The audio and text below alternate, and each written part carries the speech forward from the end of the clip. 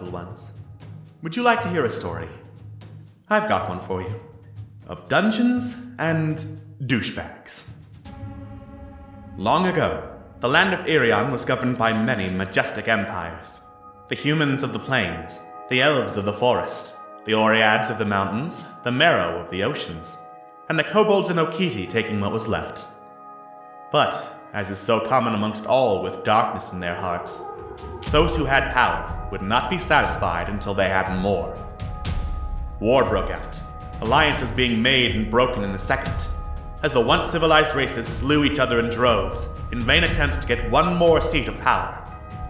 The kobolds, on the brink of annihilation, sought out a new draconic god who would protect them. Instead, they found Jagotha. A powerful and terrible dragon, Jagotha cared not for the suffering of those around him. Taking advantage of the warring continent, Jagotha razed Irion to the ground, seeking to carve a mighty empire in his name. A last desperate alliance stood firm against Jagotha, and after a terrible battle, the dragon was finally slain. With Irion torn apart, and no one in any shape to continue the war, an armistice was reached, and the Great War ended. Now, many years later, Irion has started to rebuild, and the Age of Clockwork has begun. And our unlikely heroes, gathered first to celebrate a harvest festival, may soon find themselves at the center of another war. Trevlon, the halfling bard. I'm gonna get to the bottom of this mystery right after I've had this little nap. Corellian, the kobold paladin. You must understand, I will do whatever it takes. Malifang, the half-elf rogue. You have me rather curious. Tell me something about you. Thavagath, the Goliath barbarian. With victory comes honor. And goes. And Momo, the Arakakra cleric. You seem tense. Let me help you. From humble beginnings, these brave adventurers may soon find themselves the key to saving the fallen empires.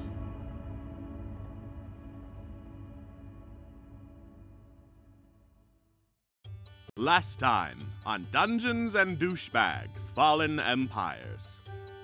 Our heroes continued their search to look for and ultimately recruit members of the Shisen Fae, coming to a farm where they found a woman with several holes in her face, around the pattern and size of beehive hexes.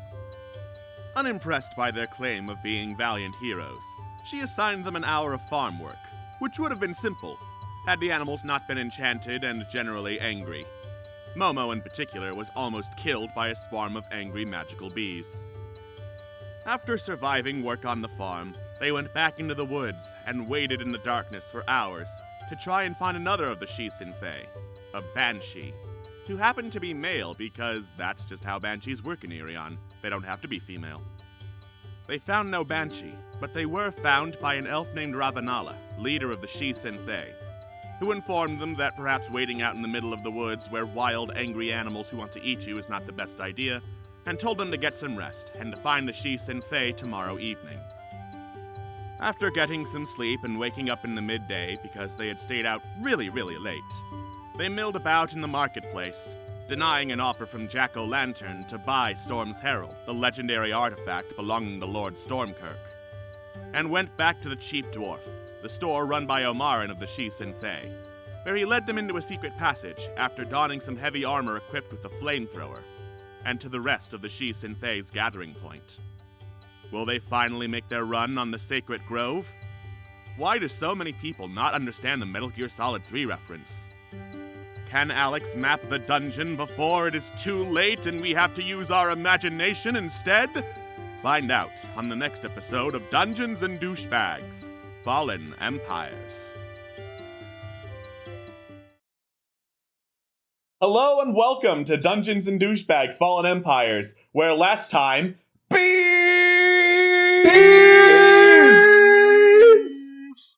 Bees! Alright. I like bees. Yeah, you like bees. Bees are great.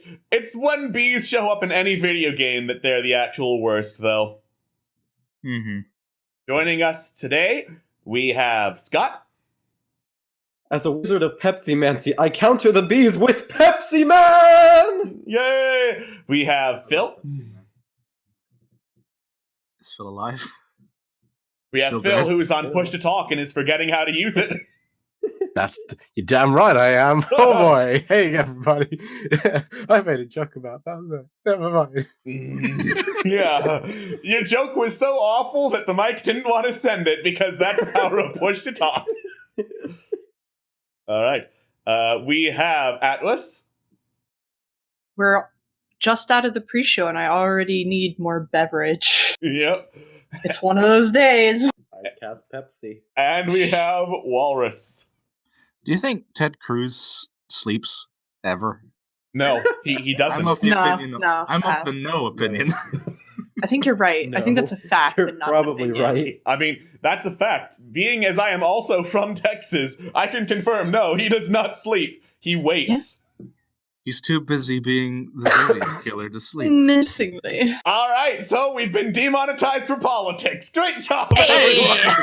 Hey, I defy you to say that. Okay, if calling Ted Cruz as the Zodiac killer is a political statement, then I better fucking run for Congress because I'm clearly the best president that the United States has ever had. Pretty Just sure it's know what? actually his dad, but whatever. I mean, it could be. Timelines and all that. Yeah, Timelines. he's a time traveler, and he's like Marty McFly. He gave birth to himself. Oh no. Oh no. Oh no! Well, we've already ruined everyone before the stream starts. Why don't we go into the adventure? All right. And also, because JoJo has IRL obligations, they will not be joining us for right now. It happens. It's terrible. It's sad, but it must be so. I just spilled water Having all a over life. myself.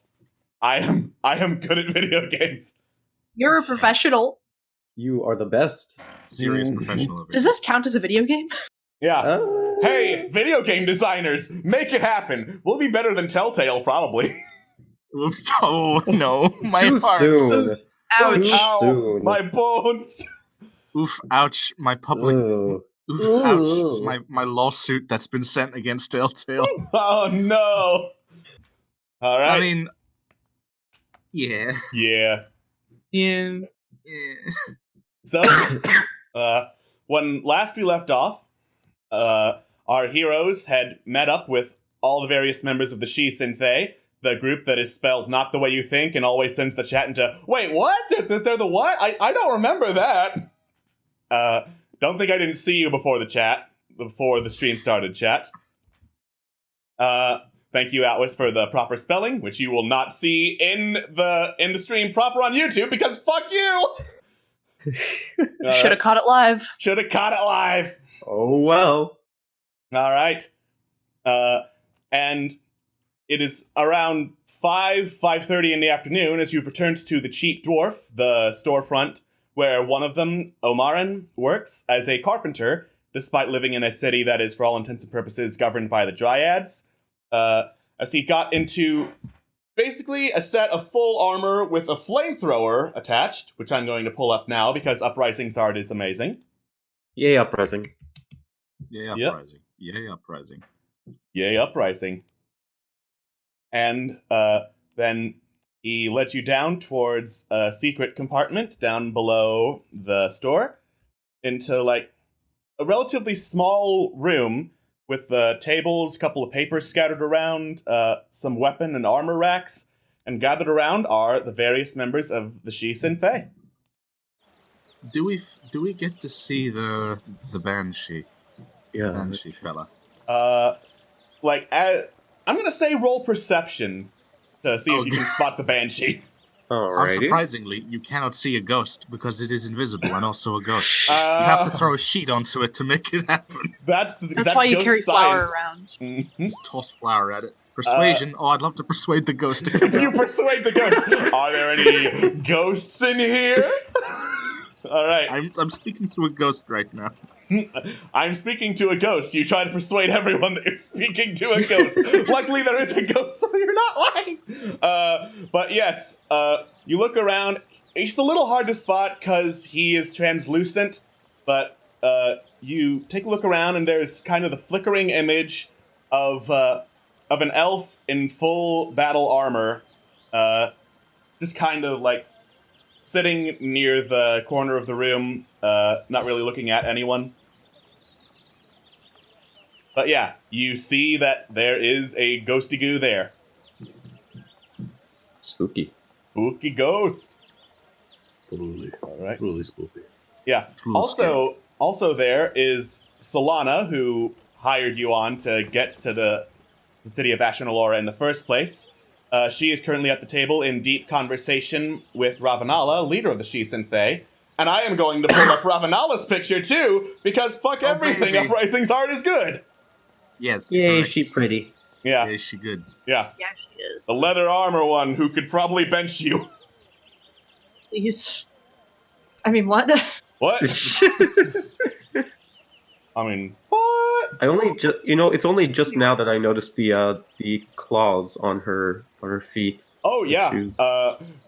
You stare down at Ravanala's feet because why not? It's that kind of Oh game. no! Scott notices that. Yeah, I'm going to say you cast a quick glance down at Ravanala's armor for non-fetish-related purposes. Then, Stop. Wow. and you notice that her armor is mostly leather and appears to be like big padded bear claw feet on her greaves. It's something you don't see every day. All right. Fantastic. Great. All right.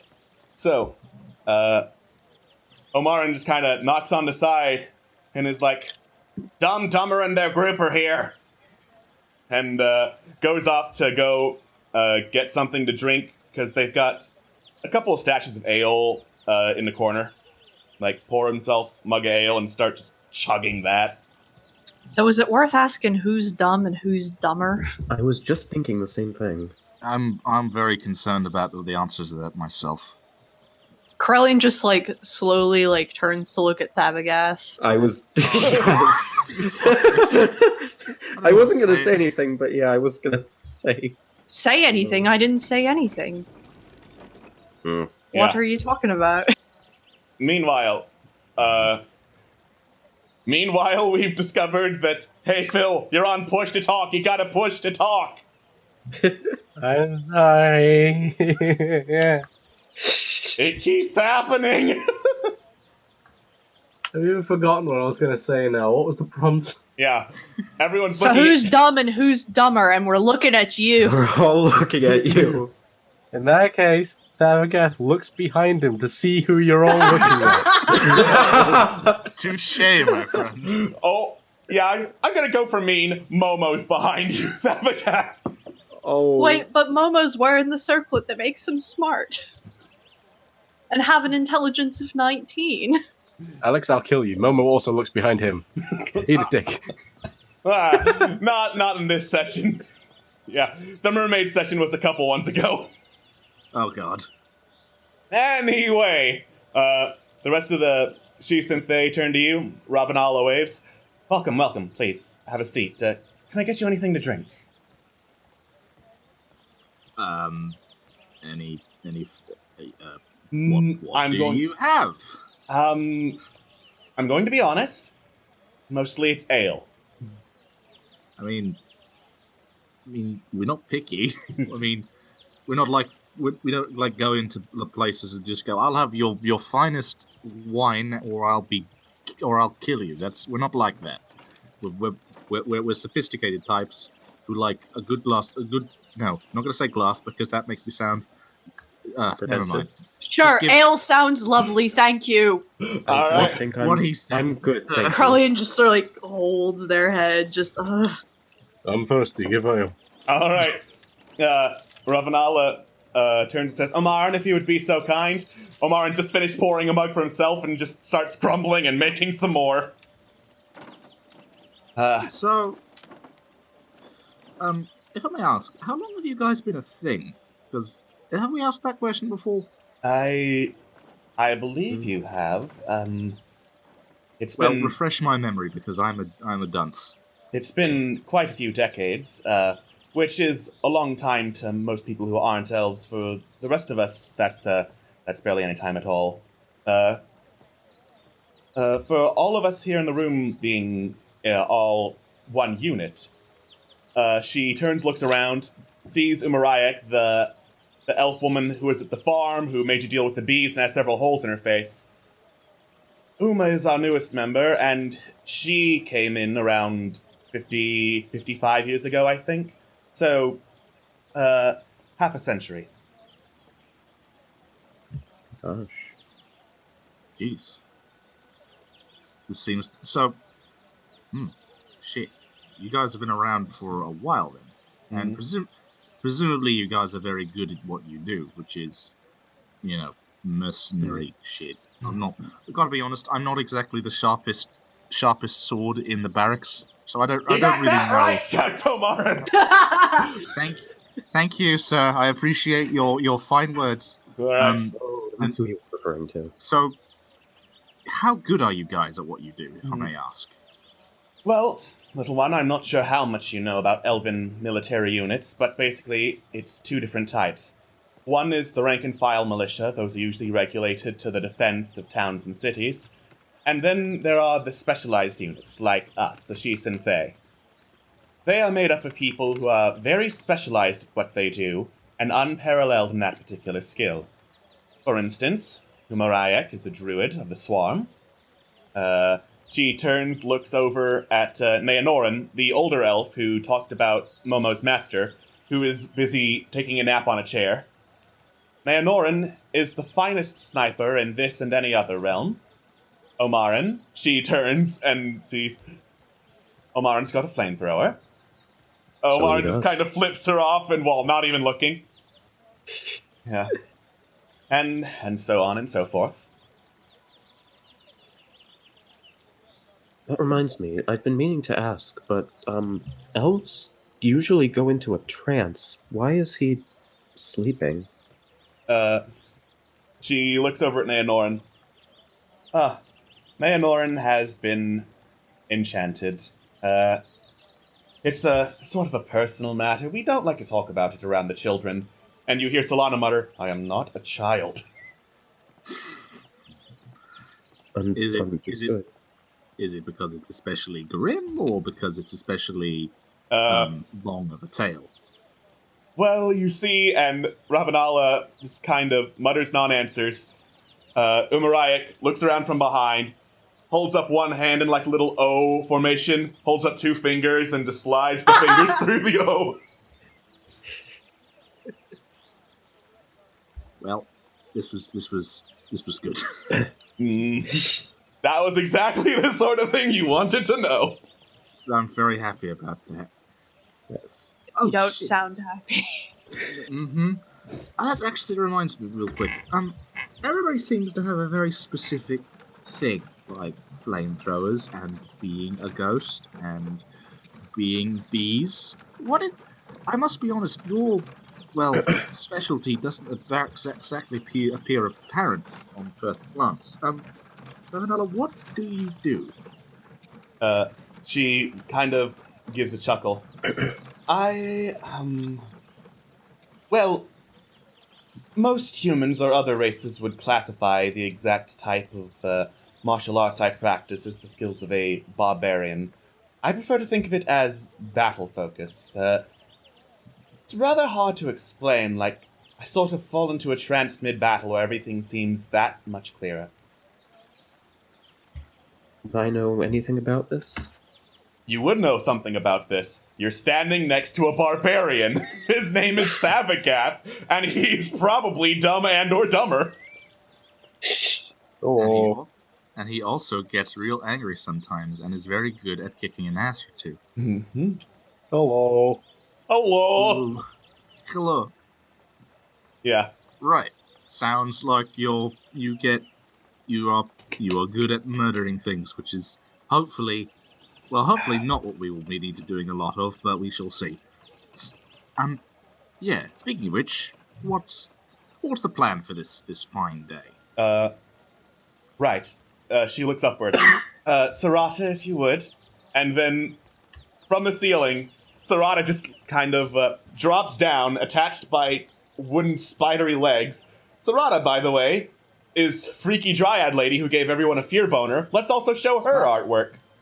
There she is. Yeah, there she is. There she is. All right. And drops down this thick leather map that leads out of Ashen Allura, up a winding pathway, and towards a huge tree labeled Sacred Grove. This, says Ravanala, is the best way we have discovered that leads to the Sacred Grove without going through burrows, dens, warrens full of angry animals and the like. Unfortunately, getting up there, anyone within a 100-yard radius gets violently attacked by any wildlife and any plant life. Sarata has apparently not been able to communicate with them. And Sarata just gives a big shrug and a shit-eating grin. We've definitely seen the results of, well, that firsthand. Not good things. It's a fun time. Yeah. That reminds me. If I may ask, that's a big tree. Yes, it is. It's a big tree. That wasn't a question, Trev. I was gonna say. I'm not And then you finished hear with the question. You hear Sarata saying, "Is this a two-part question?" Yes, it is. Exactly. It is. This one gets it. It is a big tree. And I was wondering about this big tree. Do you go inside the big tree? Or do you just sort of praise the big tree around it? What's its business? Well, Ravanala sighs, leans back in the chair. Long, long ago, we used to have a city of our own. The elves, I mean. And then, in the war against Jagotha, it was destroyed, razed to the ground in a storm of fire and blood. Every attempt we had to try and build something new failed due to the raids from the south, sometimes the north. Mostly the south, the lizard men not particularly vile and dangerous. Ooh. The only option we had to try and build a home was to call on the aid of the Dryads. And Sarata waves as if she's part of the story. You may go, Sarata. Sarata shrugs and just clambers back up onto the ceiling. In return for giving them a place to stick their foothold into the material realm from the Feywild, and making sure that we follow their set of rules and regulations, let's call them, they would help us keep protected and build a new city, and that is where Ashen Allura came from. The Sacred Grove is where the Dryads first came to the material world. It is a majestic tree, not many are allowed to inspect it clearly, and from what I hear, there is an extensive root system that goes into a series of caverns below the tree. Yeah, Solana pipes up, and that is where I am fairly sure the source of this corruption is. No one's been able to get to it because anyone who's gotten up to the tree would not have had time to get below it before being torn apart. Well, I guess that's why we're coming along, I guess, because whilst you do the heavy lifting and make sure that, we don't get killed, we go inside and we fix shit. It's an escort mission, Omarin says with a very heavy sigh. Man, you know what? I always thought that we would be the ones doing the escorting of people, but man, looks like we're the dumbasses getting escorted this time. Fantastic. I'm gonna have a great time during this. Yeah, sounds great, Omarin says, just slamming down several mugs of ale upon the table. Great, I'm really happy. This is what I'm gonna do with my time. I'm sure you will be. Trevlon is you can tell that Trevlon is noticeably having a bit of a fun time annoying him. Malifaux has no idea that this is sarcasm, so he just sort of smirks, thinking, "Oh, these two are going to get along just fine." They're going to get along great. It's awesome. Thank you, Omarin. And Carlian will sort of take the ale and take a sip. Is the entrance to the Feywild, is that still active? Is that still something that can be passed through at the Sacred Grove? I assume with the proper ritualistic magic that one could go to the Feywild proper. But for most of us, no. It's merely like a window into the Feywild rather than a door. Sometimes things will slip inside from another plane, but otherwise, no, it's mostly of the material world. It used to be open, but Sarata says, not anymore, it's not. Was it closed intentionally, or? Oh, yeah. some of the Fae that we didn't want crossing over decided to cross over, and that was just impolite. That reminds me. On an unrelated note, on the off chance that I've heard a lot about Fae deals and people making deals with the Fae. How does that usually go? Serrata giggles. I thought I Poorly. Ah, good, fantastic. Just need to Sorry, make did sure. you just say orally? No. Poorly, Thapiga. Poorly. Okay, I'll just go back to kicking the dirt. Although, I'm pretty sure I established this well in advance. Well, I guess not well in advance. Says the one who. Anyway. All I'm right. sorry. Yeah. Well, no. We don't discuss our pasts and the possible terrible mistakes we've made. We just do this job, and it'll all be fine. You're right. So, I presume we're waiting for, oh gosh, what is her name? Solano at this point. Unless she's already here, actually, Alex. Solano waves. I've been talking. She says, Yes. clearly very Got it. irritated, like she's had to say that a lot. Got it. I'm sorry. Okay. So, alright. Plan seems to be in order. Alright. What are we getting out of here? When are we doing this thing? When are we going to start our little quest? Well, says Ravenala, the best time to get to the Sacred Grove without any interference from political parties. No offense, Serrata. And then you hear, does it look like I'm a politician? Ravenala looks back down. The best way to do that without interference would be to go in the dead of night. There's supposed to be some sort of rainstorm coming, which should mask our trail, and hopefully we'll be able to get you to the grove, get you beneath, and get out before anything serious happens. Serious? Yeah, for reference, what's serious?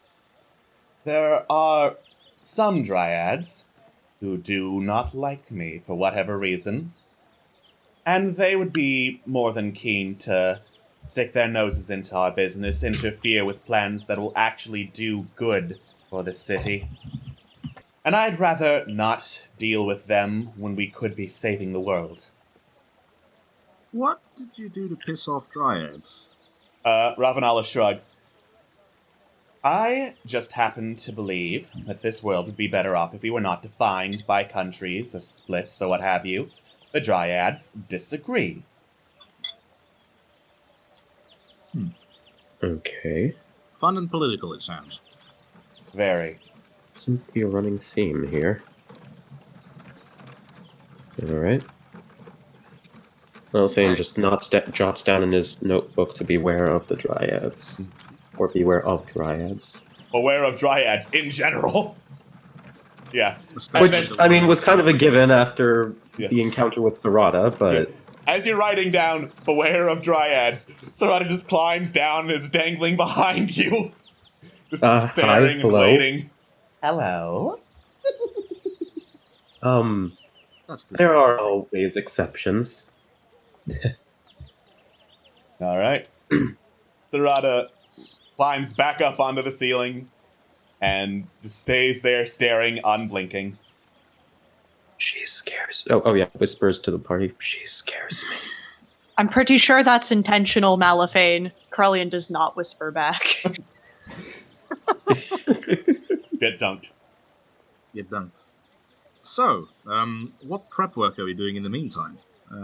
If we can't go now, then what should we do beforehand? Well, I'm done shopping, so... Yeah. I would strongly suggest taking a rest, at least, so that you have all your resources available to you, if you're done searching the marketplace for them. Yeah. I'm sure there will be places of safety underneath the tree where you could take rests, either short or longer, if you prepare correctly. That being said, there are still monsters in that area, so resting on site is always going to carry some risk. Well, do you lot have anything you need to do, or... No, I suppose not. I mean, Other I than, mean- taking a rest. nah, I've got nothing. I'm basically the equivalent of no, I've got nothing. I've got nothing. I've tried to write stories here, and both times it's been kind of meh. So I'm basically just waiting for this one to kick us a little bit of inspiration. You know what I mean? So I'm keen to get this started like now. All right. So, you're all just gonna take a rest to get back up to full? Assuming that we lost anything to begin with. I mean, Spell slot. Spell slots, oh, that's maybe? true. That's sorry. I'm sorry. I don't have those. Mm-hmm.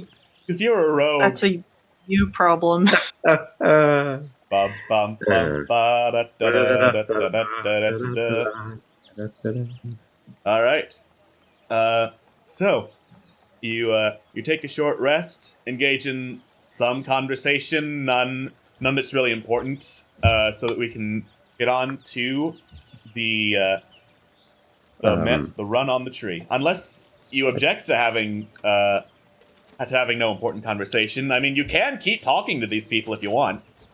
Oh no, not these people specifically. Just Okay. Who specifically? I mean, we can take care of it later, I suppose. All right. Presuming we're not all dead later, but Yep. sure. All right. You take a rest, and at around 2 in the morning, 2 at night rather, you're shaken up, and it's like, we move. Come on. And you follow the Shisin Thay in this big old huddle into the dark woods outside of Ashran Alora. As I change the music over.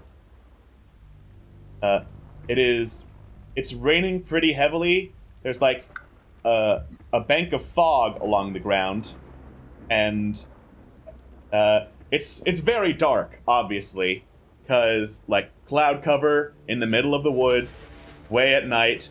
It is dark. Momo is glowing a little, so you have some way for those of you without dark vision to see, but like it's hard to see more than 15 feet in front of you at this point. And you keep on walking through the woods. You pass by several trees, obviously, because you're in the middle of the woods. But these trees, as you keep going, kind of like degrade, twist, and warp, becoming more and more sickly and unhealthy looking as you keep going. Like, twisting into black, gnarled messes of branches and bark, like ways no tree should be able to grow. And eventually, you come up to this long, sloping hillside.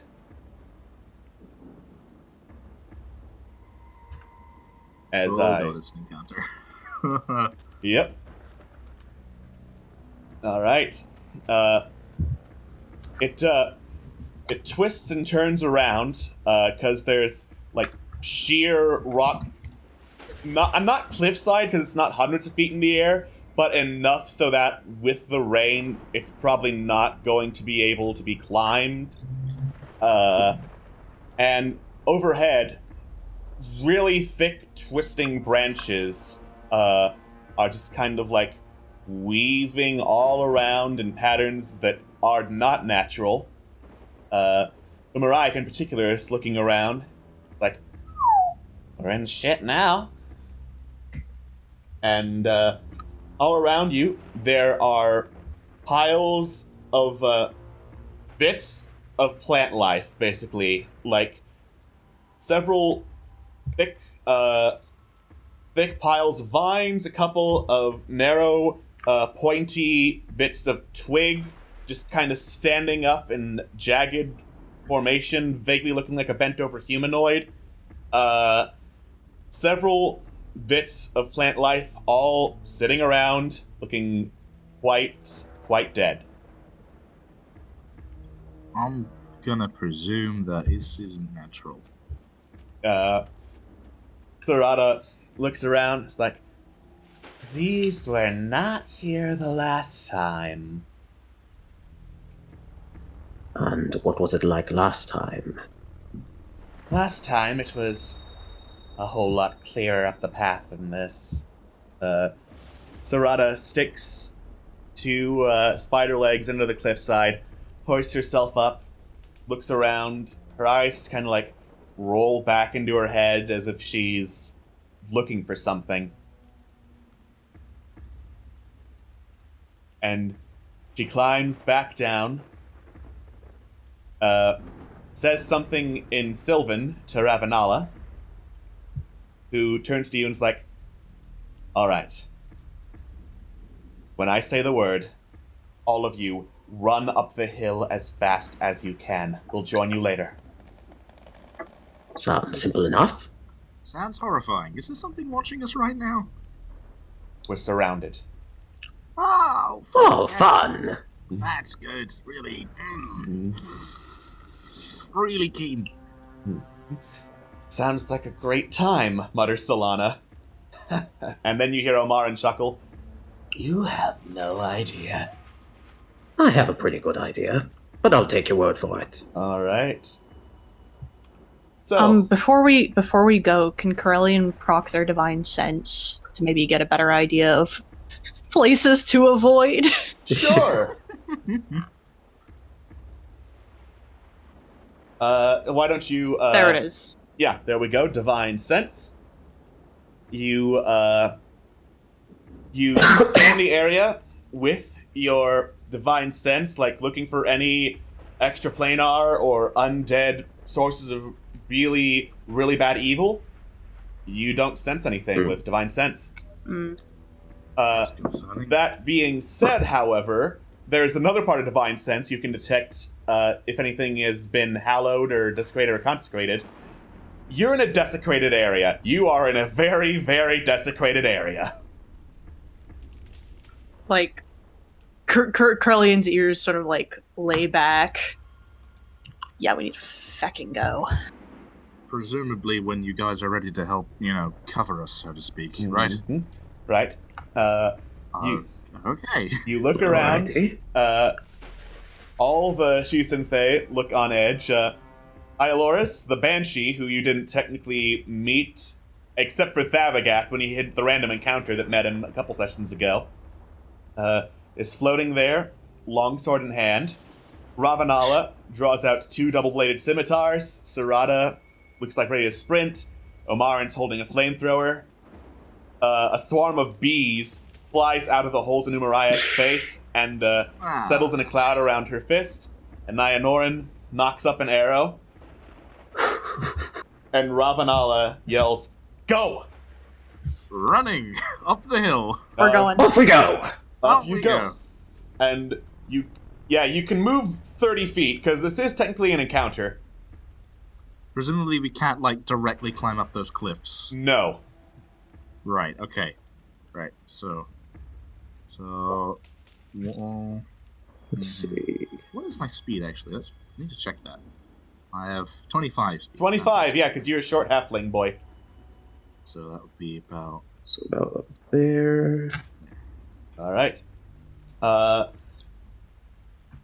Actually, Momo, Yes. who is not I there. mean, yes.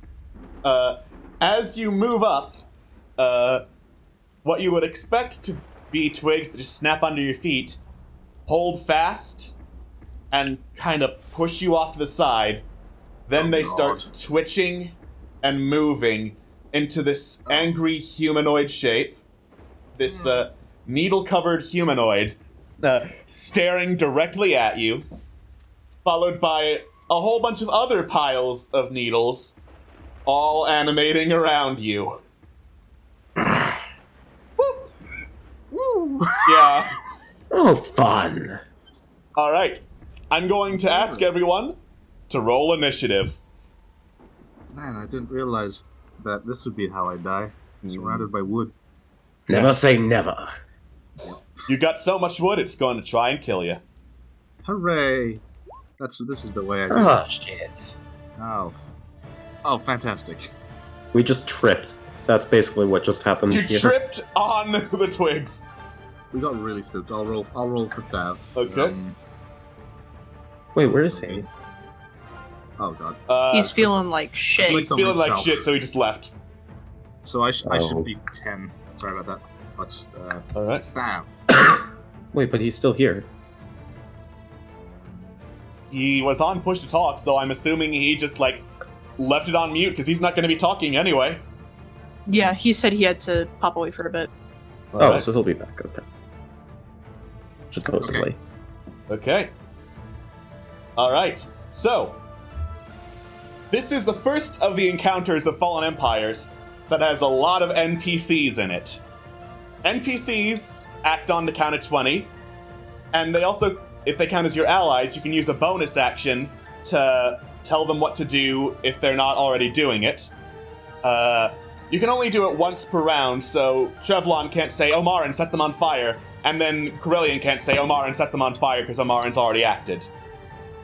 As Sure. for the plants, why not? Let's have them roll initiative. Hmm. Thanks. All right. So, as the forest starts coming alive around you, Delana runs up to get into position, ends up next to one of the plants. Ravanala is going to jump into this circle here as someone just, like, bashes against something, I don't know. And she is going to just, like, whirl around with her scimitars and start hacking away at all these guys. That's a hit. That's a hit. That's a hit. Yeah, she just, like, saws the blights in half as she goes. Holy shit. That was Damn. Alright. Ioloris, meanwhile, floats through the air, gets to the one that's between climbing up towards Thavagath, generates a sword from the air and stabs down at it. That's also a hit. He has now got he's now got that particular twig man dangling from the end of a ghostly sword, which he then demanifests as it drops. Sarada climbs up the cliffside using little spider legs, lands in the middle here, and then a cackle fills the air as I roll. Hold on, let me actually check what exactly people need to roll against Sarada's attack. Action! Alright. I am going to need Ez, Trevlon, and Corellian to make wisdom saving throws. Oh boy.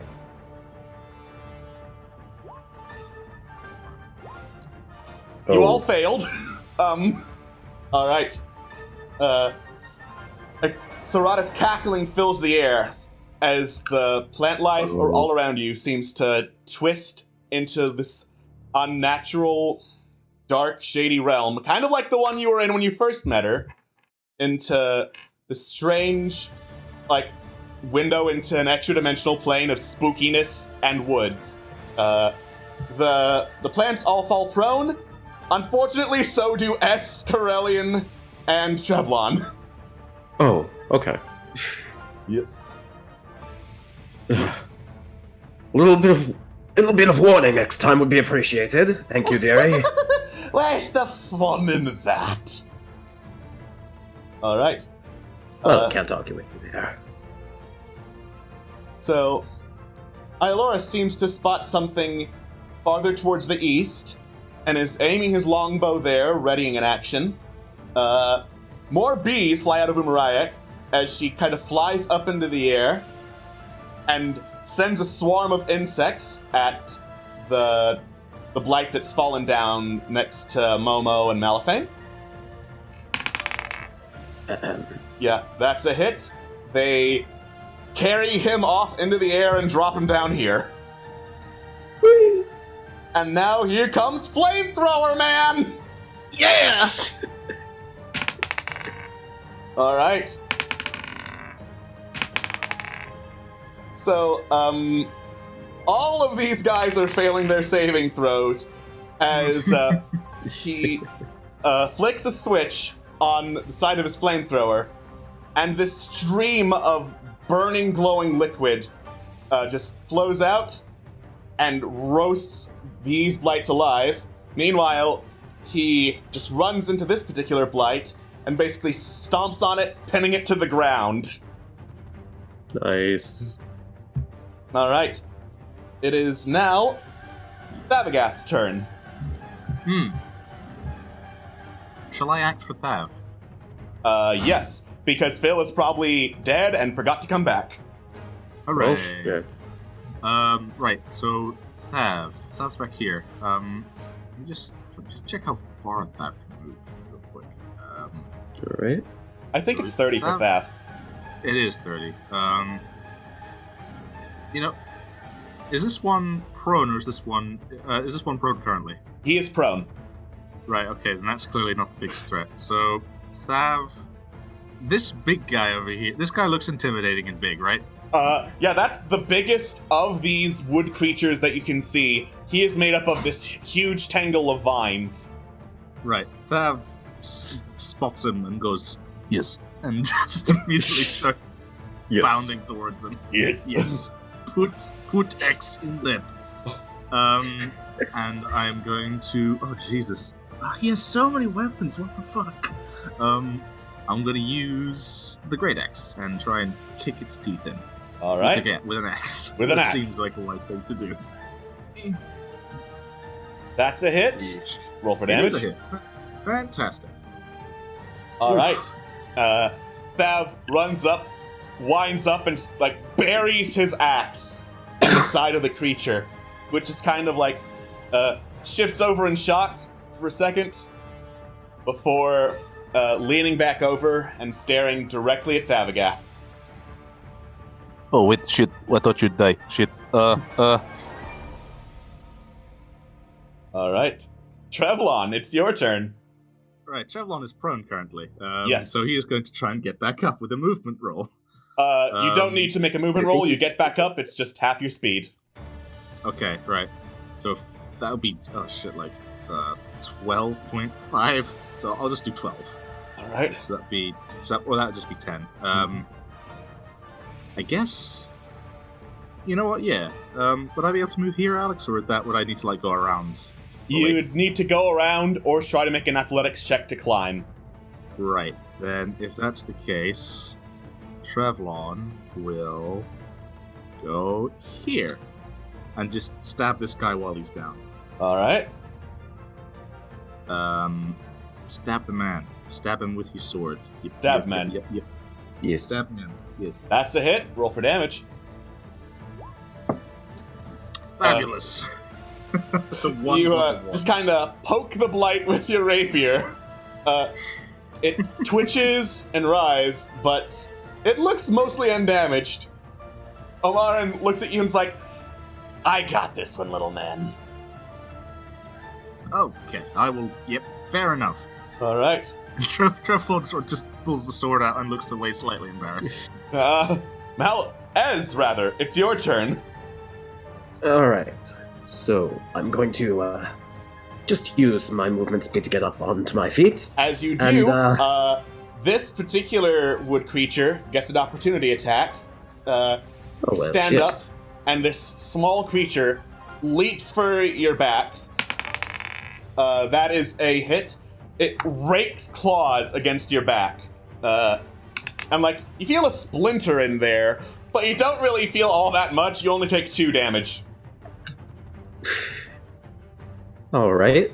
All right.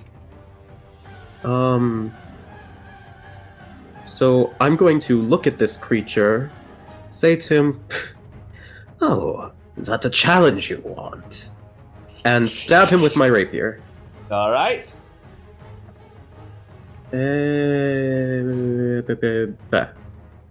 That's a miss. Fuck. You stab at it with your rapier, but it ducks out of the way, grabs onto the rapier, kind of uses it as a bouncing beam to hurl itself back up and back away from you.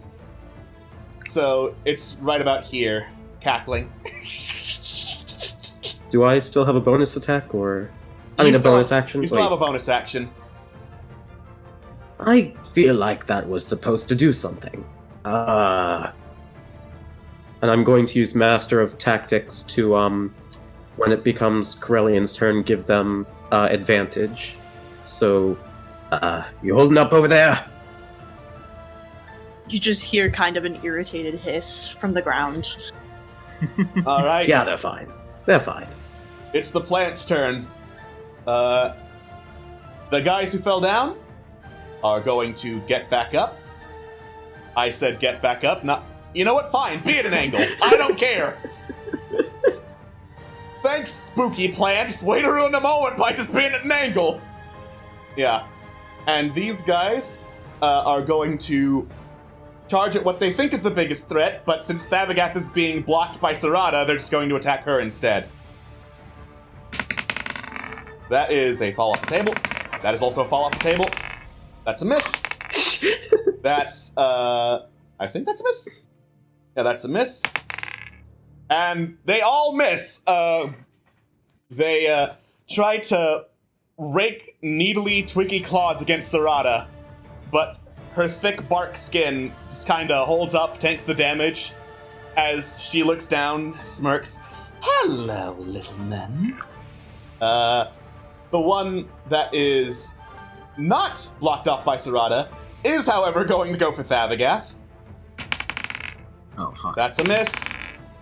I think that's... No, that's still a miss! These guys are good. One of them just kind of slides, ducks under, and goes wide. The other one leaps for Thavagath, who raises his axe just in time to parry the blow.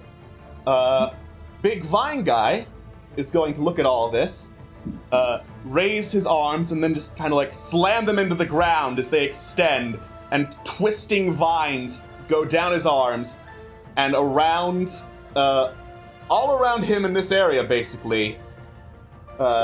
Grasping roots and vines burst from the ground as I make an aura to show where exactly they are.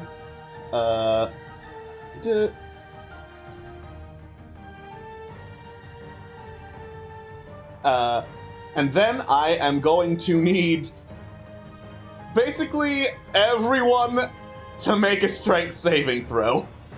This is I'm keen on this idea. Oh dear. You all know how Trevlon is the strongest man to ever live. Oh, absolutely. And S that's- is definitely. All right. Yeah. Oh no. And then one for Thavagath. There he is. There he Gee, I is. wonder what the outcome of this is going to be. All right. So everyone but S is fine. S, on the other hand, is tangled up in vines and like carried a couple feet off the ground. As you are currently restrained. I'm getting the strangest sense of deja vu right now. All right. As I make a little icon for that. Sort of directs that entirely at Sarada. I've got no idea what you're talking about. The one that's pinned under Omarin. I don't think that's enough to get up. He pushes against Omarin, just enough to make Omarin look back, pull the trigger again, and then you hear this boom as this burst of thundering energy comes out of the flamethrower and obliterates this particular guy. There are just chunks of him flying all over the place. That is one dead guy. Mm-hmm. That Yeah. is. So Omarin looks up to the trees, holds up his hands, is like, "Who else wants some?" And you hear a shaking from the brush as you then hear boom, boom, boom, and more of the plants come out to answer. Oh. What the fuck is that thing? Yeah, that's a friend. He's a friend. All right. Momo, it is your turn. Awesome. Well,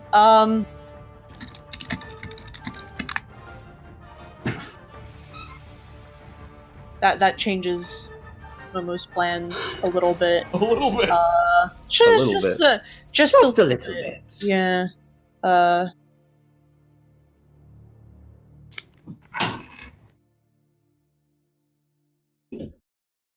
because we need to get the fuck out of here. I'm gonna have Momo move up here, actually, and then cast Burning Hands in this direction. All right.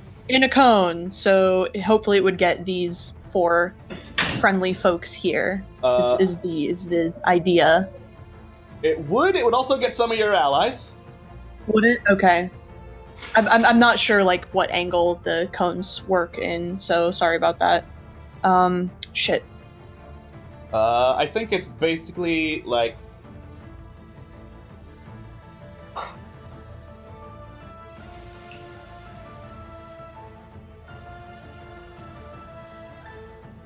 I drew it on the wrong layer. Whoops. Hey. Cone.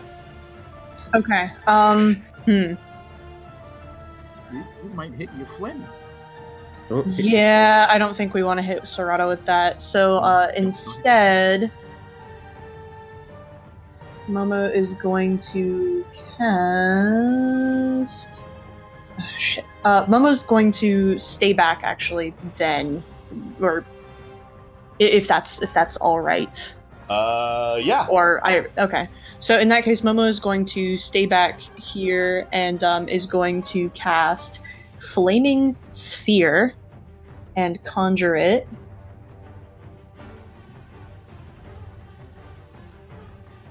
Right about there. Okay. As I go look up what Flaming Sphere does. Because I remember casting it before, I just want the audience to know. Yes. Yes, but what does Pot of Greed do? Output. Alright. So, Flaming Sphere does a damage output rather than the description, but here's what Flaming Sphere does. 5-foot diameter of fire, sphere of fire, obviously, appears in an occupied space. Any creature that ends its turn within 5 feet must make a dexterity saving throw and take 2d6 fire damage. That dex throw should be versus 14. Momo's spell's fucked up. It should, yeah. Alright. So, I am going to just say, yeah, since it first appeared, this counts as them ending their turn there. So, I am going to roll for damage. Or, not damage, actually. Actually, I just realized, no matter what, the small guys are just like roasted up in flames, and you hear as the flaming sphere just like burns them into cinders. The vine guy is currently on fire, and so are the vines all around him. But he looks fine. He's still kicking. The vines around him, aren't they connected to... For mechanics purposes, you are fine. You're not on fire, Malefin. Thank you. Thank you. You are too kind. Yes. I can kill you in much more interesting and rules-appropriate ways. I bet. I don't doubt that. And definitely thematically fun. Alright. Yeah. And then, after moving, Momo will move up. Or after casting, Momo will move up to about here. Okay. Alright. That's Momo's turn. That's Momo's turn. The vines that he sprouted are difficult terrain, so it costs twice as much to move through them. I still think Momo can make it to that space, though, if he goes around. Yeah, it should work. Yeah. Yeah, it's fine. He can move there. Can we It's get a fine. visual for that, just for reference? A visual for... Like, just for where they are. Hold on. Yeah, I thought I made an aura visible. Hold on, I'll make it visible to everyone. I think I see what I did wrong now. And there you go. There we go. Okay. Yes, thank you. Yeah. Sorry about that. Alright. No worries. It is now Corellian's turn. Corellian is going to use half their movement to stand up. And you got advantage on your next attack. Which is appreciated. So this fire pot that I have, does it do a radius thing or is it a single target thing? Make an intelligence check to understand how the fire pot works.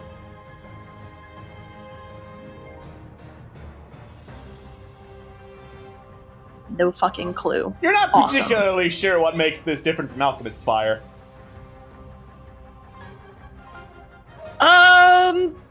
Fuck it, now is not the time to experiment. Corellian will take one of their javelins and basically throw it at big vine guy. Alright. Shebang. Jabang, that's a hit. Shebang. Alright.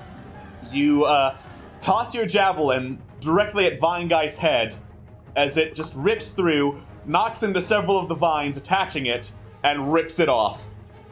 Vine Guy is down. And Perfect. Let me double check. Nice shot.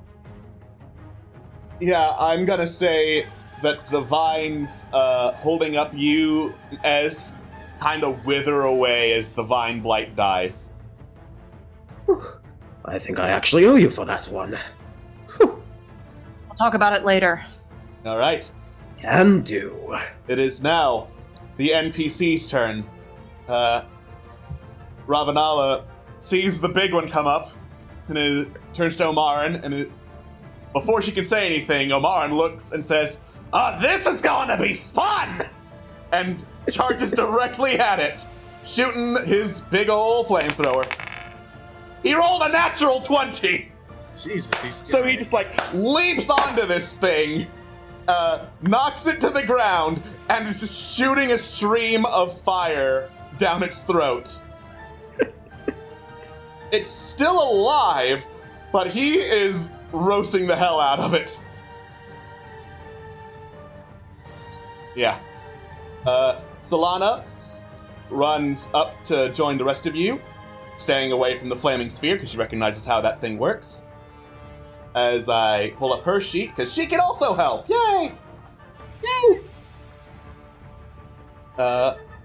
She turns towards the various twig creatures that are currently facing Sarada, holds out a hand, and several orbs of fiery energy appear in her hand. She throws them, and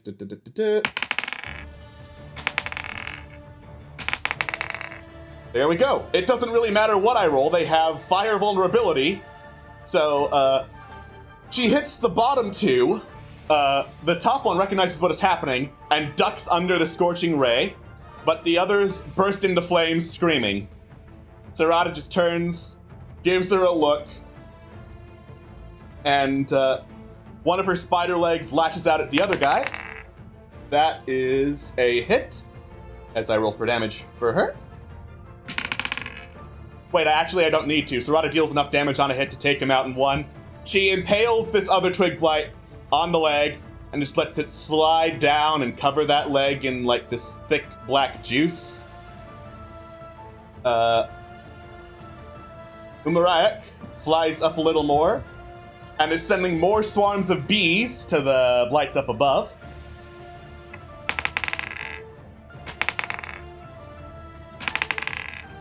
She didn't hit any of them.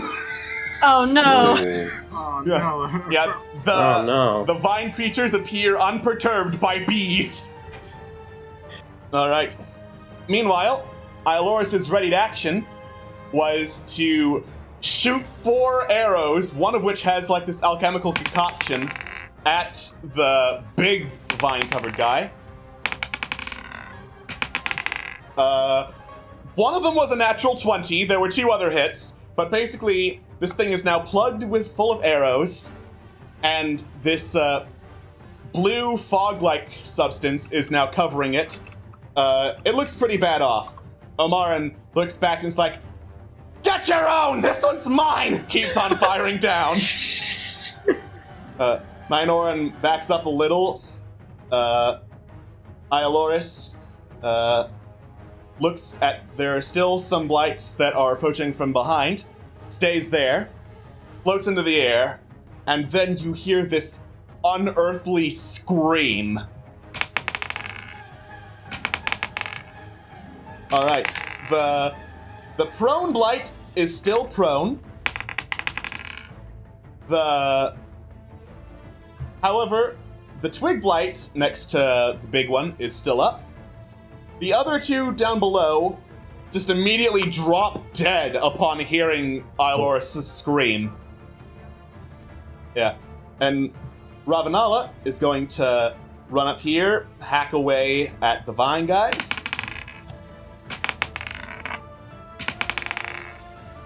She manages to cut one in half, the other is still standing.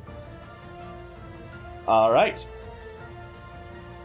Then I believe that's everyone, so we're back up to Thavagath. Thavagath. Is Phil here again? Phil. Phil is. However, I was on for the beginning of the battle, and I wanted to be polite and not ask this. Current situation is we sit here and let these guys protect us and provide aid, or we are Current throwing situation ourselves into the belly of the battle. Current situation is get the fuck up here, because otherwise these things will keep coming. Alrighty then. In that case, guess I'm gonna pick somebody up and head that way, I guess. All right. Don't really have any.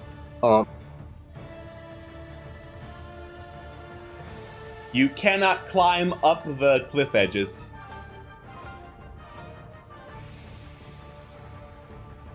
Okay. Can I go here? Yes. Assuming I go like there and then there.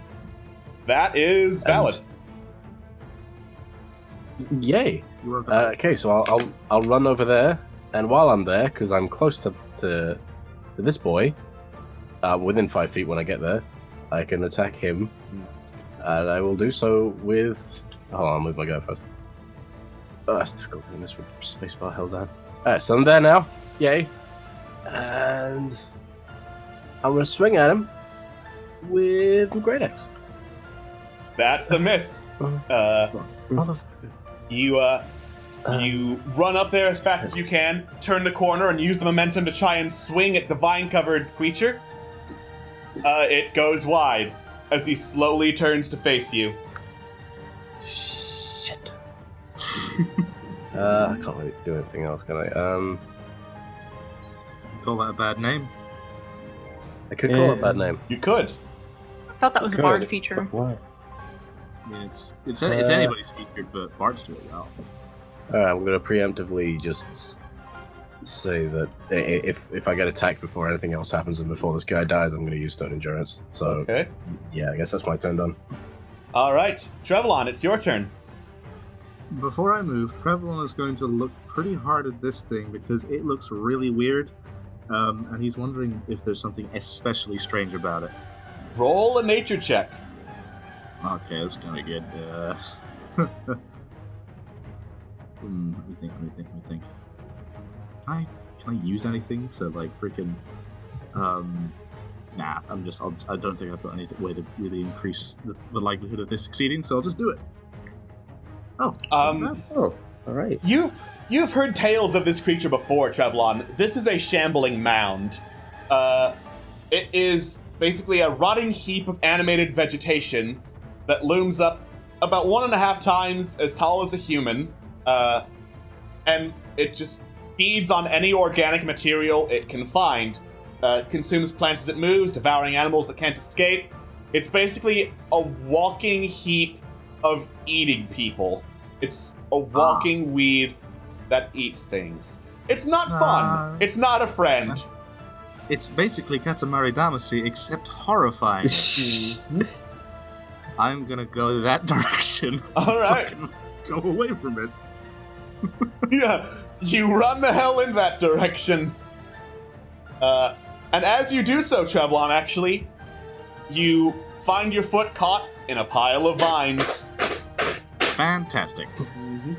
Hey, guess what? You found another friend. I found what? Ooh, hello. Yeah, another one of the vine creatures rouses itself from slumber, basically, and is staring you down. Hey guys, we got wood. You've got Please wood. fucking help me. Ez, it's your turn. Alright, so I'm going to start my movement. So 5, 10, 15, 20, 25, 30. And then I'm going to go and use my bow to take out or to attack the creature next to Trevlon. And since he is right next to Trevlon and meets the requirements, I have sneak attack bonus. All right. So let's do that. Is sneak attack and go. That's a hit. Roll for damage. Nice. You knock an arrow, and while the vine creature turns to stare at Thavagoth, you plunge an arrow into its side. Like one drooping eye, for lack of a better word, shifts around on its body to look at you, while another one is still staring at Thavagoth. Nice. Wait, I was aiming at the one at Thavagoth? I thought I was aiming at the one at Trevlon. I heard Thavagoth. My mistake. Whatever. You aimed at one of them. Hooray! Hooray! Yay. Is that your turn? I think I'm going to give use Master of Tactics on Momo right over there. See him in a pickle, so it's on you, Bird Brain. All right. It is now the plant's turn. You hear another from the northwest. Another sound like boom, boom, boom, as one of the trees itself just creaks and crackles to life and stomps in your direction. Oh, that looks like an old. That looks like an old god that wants my brain. That looks like a challenge. Mm-hmm. Yeah, as even more of the plants rise and seem to be standing guard over this little cave entrance here, and are staring you down. Thavagoth lets out like an uncharacteristically girly scream. Okay. So, let's deal with them from bottom to top. This one is going to... This one I see... This one I say being the one at the bottom. Going to stand up. Move up towards the Banshee. And let's try hitting the Banshee. What's the worst that could happen? He goes right through. Surprising no one. Surprising no one. With the exception of the Banshee, who's like, what the fuck? What is this? That shit happened. Yeah. I am offended, sir. All right. Yeah. The small Twiggy boy is going to see that Momo's casting a flaming sphere that killed its buddies, run up in revenge and try to hit him. That's a hit. It rakes its claws across Momo's back, and Momo takes 3 piercing damage.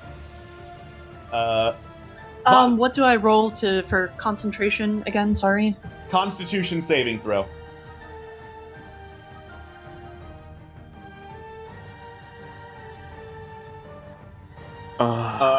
Momo cannot concentrate on maintaining the flaming sphere, and it vanishes as the Twiggy boy strikes him.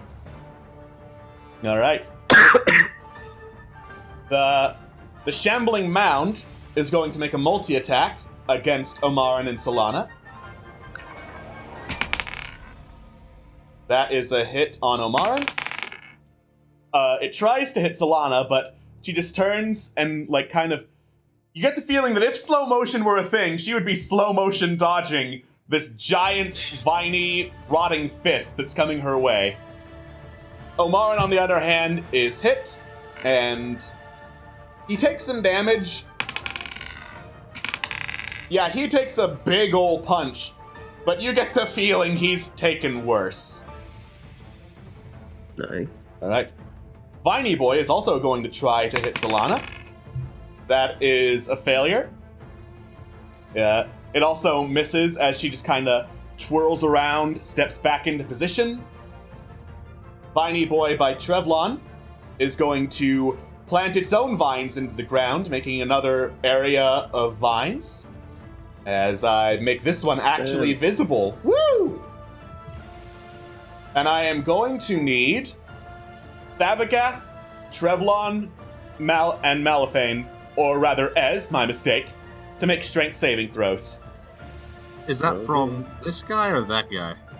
The guy who's Like making the big- Viney Whoa, voice. oh god. Oh Right. god. Oh my god, wow! Before that happens, would I be able to use bardic inspiration to use cutting words to possibly fuck that up? What exactly does cutting words do? At third level, you learn how to use your wit to distract, confuse, and otherwise sap the confidence and competence of others. When a creature that you see within 60 feet of you makes an attack roll, an ability check, or a damage roll, you can use your reaction. This is none of those. Okay, well, fuck. Oh. Sorry, Mel. I have a bad feeling about this. Alright. Fuck me lines, fair So, enough. so Trevlon, I'm you're comfortable with fine. Ez and Thavagath, you are immediately picked up and dangled in the air by vines. You know, this is getting real tiresome. Alright. The other Vine Blight, the one that's by Thavagath, sees him being dangled, and is going to try and just whack him in the face. That is a hit. As I roll 4 damage there. Yeah. Thavagath, you take 7 bludgeoning damage. Actually, wait, are you raging? I assumed someone put me on rage at the beginning of the thing. I didn't actually. Fuck. Oh no. Oh shit. Oh wait, and you have Stone's Endurance, so roll a d12 actually. Okay, yeet. You only take 1 damage as it hits you in the face, but it has got vines wrapped around your neck. Oh.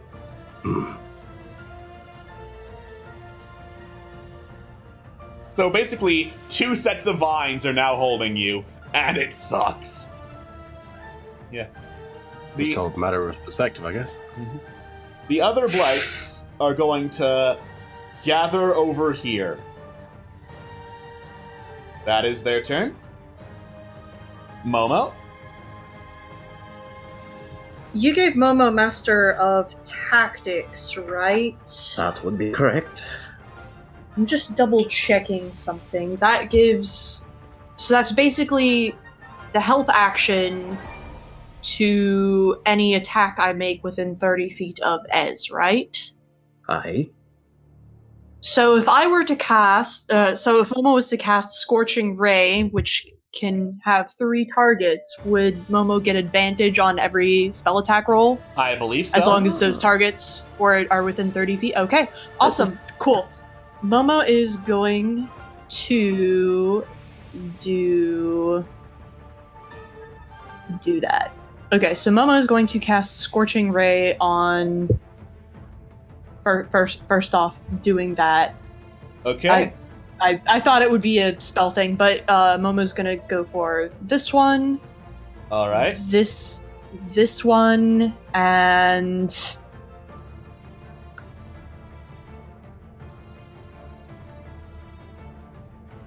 this one. Cool. 16 will hit all of them.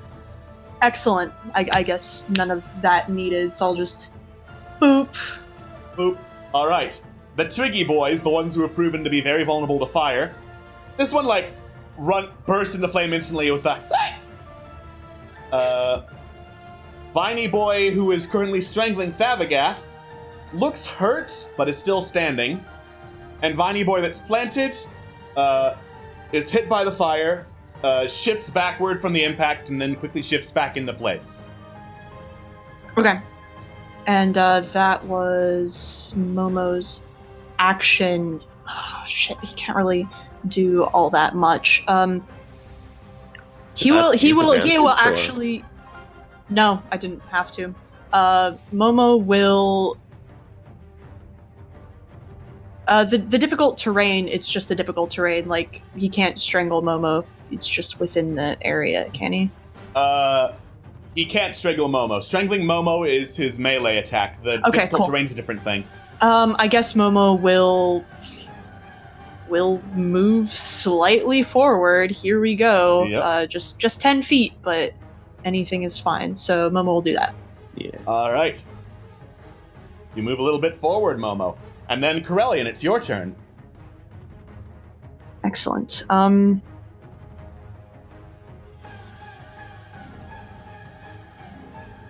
Yeah, Corellian's just going to charge right in and hit this this Viney boy with their war pick. All right.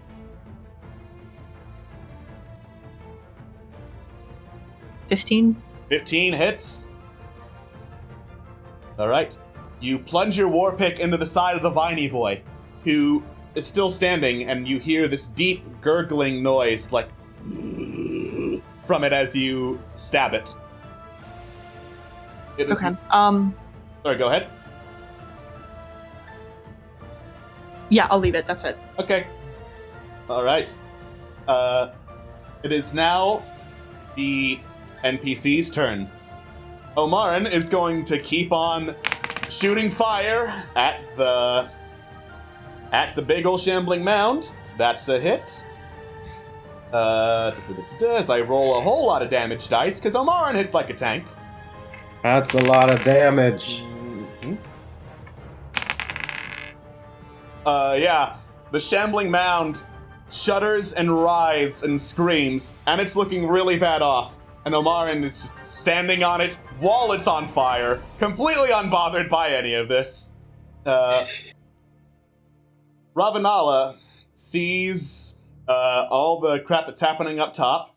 Her eyes kind of dilate as she goes into deep focus, and basically runs up this wall, spins her scimitar and attacks the Viney boy. That's a hit. She cuts Viney boy down, and it's no longer strangling Thavagoth. Moves over here, making another attack against this Viney boy. That's a hit. Wait, that's the wrong damage type. Yeah. She plunges her scimitar into the back of this Viney boy. It's still standing, but it looks hurt from being hit a whole bunch. And then she's going up to the tree to go hit that. Fair enough. Oh boy. She did not hit the tree, but she's just standing there, staring it down. Umariah sees that Nynoran is still just kind of sitting down below, unable to really shoot anything effectively, rolls her eyes, conjures up another swarm of insects that carries him up like a platform, as he notches another alchemical concoction in his arrow, fires into the center of these Viney boys up top. And I'm going to have to roll a whole bunch of saving throws.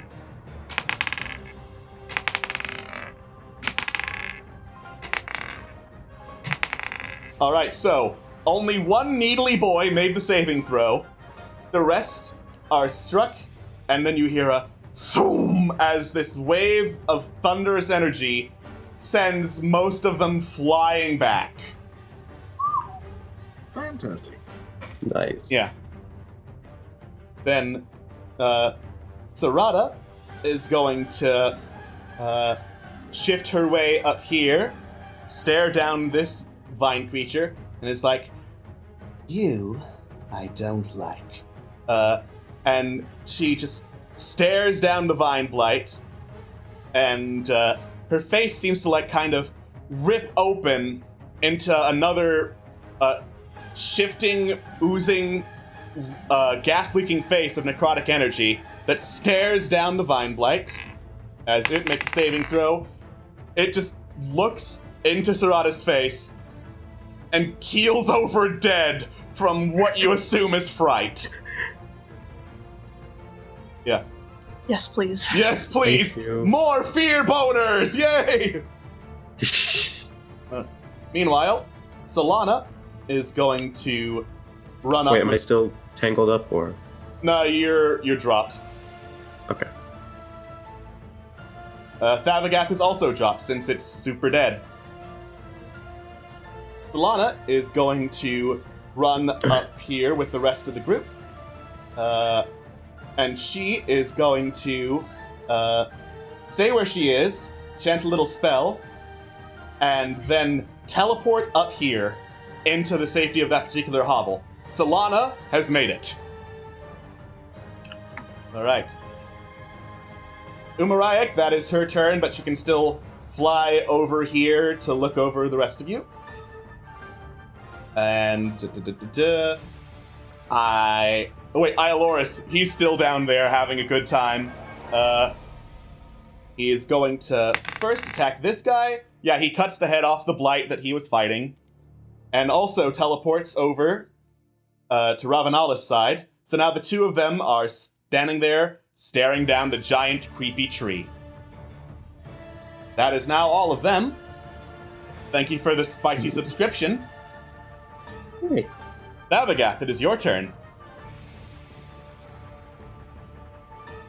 Okay. I guess, to be honest, I don't really fucking know. You can make it into the goal right there. Get into the fucking... I'll Get in do the hole! thing. In the hole. Yeah. Navagath dives past the needle blight into the hole. He has made it to the end. Trevlon.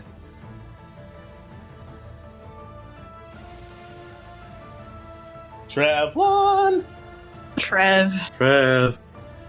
Can I make it into hole? You can just barely. I would strongly recommend disengaging first. I'm going to spend an action to disengage. All right. Because I don't want to fuck with that tree. That would be bad. And I am going to fucking book it. All right. And zoop. Yeah, you zoop up there. Trevlon has made it. He is safe. Hooray. Ez. Alright, I suppose, let's see, I think I'm going to take the dash action. So that's 60 feet, I believe, right? 60, yes. 5, 10, 15, 20, 25, 30, 35, 40, 45, 50. More than enough to make it. And is that only my action, or do I still have enough for combat? You still have enough for combat. You're a rogue, so dash is a bonus action. Right, I think I'm going to give one last... Well, actually, the one in front of me or the tree? Front of me, tree. Get on with it! Alright, fine. Fucking... I think I'm gonna give one last fuck you to the tree, since I have the sneak attack and whatnot. Alright. So... Let's do that. A short bow. That's a hit. Awesome. And then with sneak attack. All right. You turn and fire an arrow at the tree, and it hits with a little dink.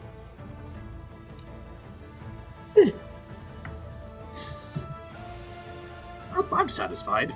Yep. Yeah, this is fine. It's fine. I'm okay with the events that are happening right now. You get the feeling that perhaps hitting a tree with an arrow is not the most effective use of a weapon, but hey. All right. It is now the plant's turn.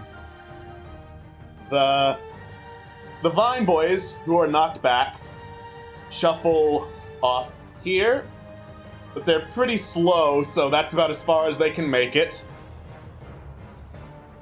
But they are, yes, climbing over the side of the walls because they're vines. They just kind of scale it, no problem. Twiggy Boy is going to keep chasing after Momo. That is a hit on Momo as it rakes its claws again. For Disadvantage for Warding Flame. Warding Flame, okay. Alright.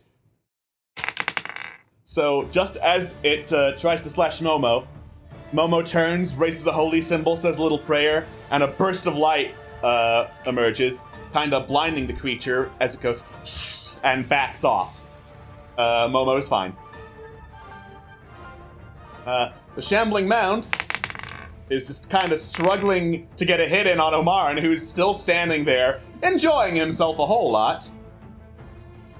And Needle Boy is going to run up and tries to hit Malifane, but Uma flies in between the both of them with a cackle, takes the hit, and she seems to enjoy that way more than she should. That is, I will judge. That is that much damage. She seems fine. Yeah, she seems fine. And then the tree stares down at Ravenala and the Banshee, raises its gigantic branches, and just starts wailing on the both of them. That's a natural 20, so it does manage to slam a fist into Ravenala and sends her flying backwards. She dodged the first one, but couldn't dodge, like, tree backswing. Iolorus is standing there. He's just fine. He's a ghost. He wasn't punched or anything. And the tree, it's actually got another special ability. It looks over at everyone and, like, tears of some kind of sap start leaking from holes in the tree, dripping acid onto the Banshee. So he takes that's the wrong dice. Yeah, he is now taking acid damage. This is fine. I'm okay with the events that are happening right now. Okay. All right. Momo. Momo is going to move here and then do a dash to get into the tree hole. All right. Is that good? That's good. The attack of opportunity missed, so Momo runs away from the twig and then bolts over to be by Thavagoth. Momo's made it.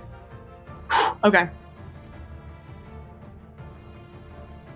All right. So it is now Corellian's turn. Corellian will...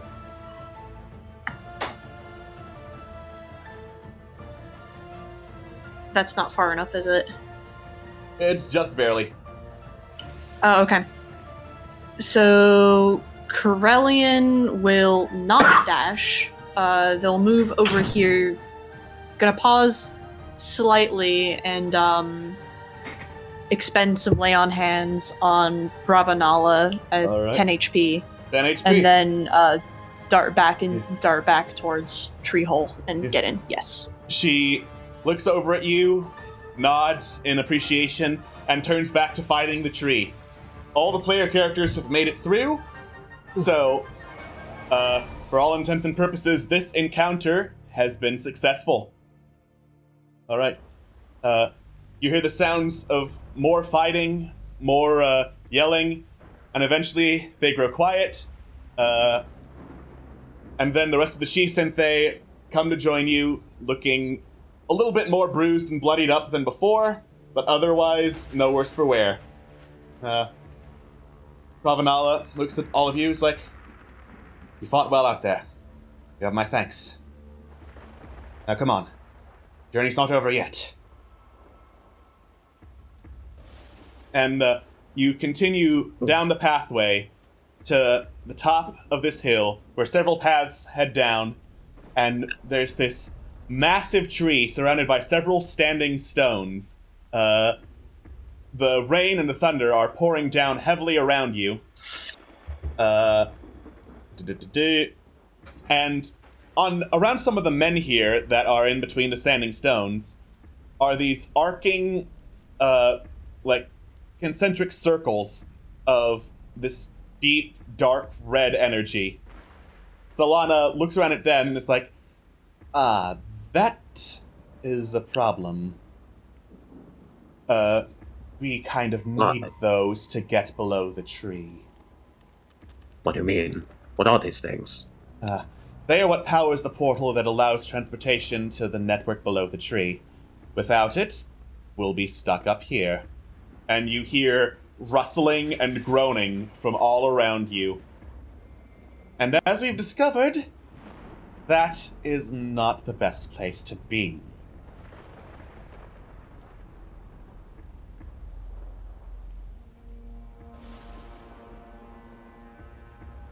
So does anyone have any ideas about what needs to be done? Solana eventually perks up. I could try doing a ritual of some kind, rerouting the arcane energy to set the portals back into place. Any help you could give me on any matters of Arcana would be appreciated and make this go faster. Momo perks up. I think I can help with that. Excellent. And then you hear some more shuffling, and Ravenal is like, Isanthe, we're on guard duty. We've got to protect these people while the portals get back into place. And the others nod, take up positions near the standing stones, and get ready as more of the plant creatures start bursting through. I'm going to ask you all to roll initiative again. Well, I would if I could click on my token. Really? Really? I'm having trouble with that. Yeah, I'm having trouble with that. I mean, it should be fine. I'm gonna refresh. God, Krillin always rolls shit initiative. Yeah. Corellian don't got places to be. Corellian's fine. Krellin's got Shield of War pick. It's all good. Mm-hmm. All right. There we go. There we go. That's much better. Quick question before we start, because Momo's planning on helping Solana. Is there anything particular that we need to do? Mostly it's Arcana rolls. That being said, if you have another creative way that you can think of to basically get the weird red energy from away from the pillar, then I could also accept that. Because Thavagath is not going to be doing Arcana rolls, I don't think. Okay. It doubled up turn order from the last turn order on my GM's end, so I'm just going to do some cleaning up real quick.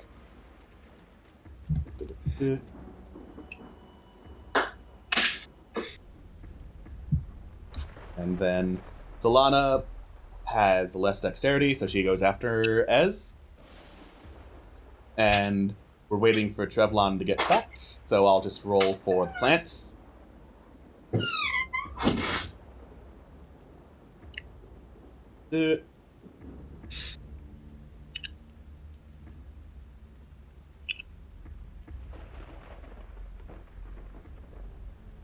Oh boy. Oh boy. Oh boy. Well, that bodes well. Feck. I mean, I'm not metagaming.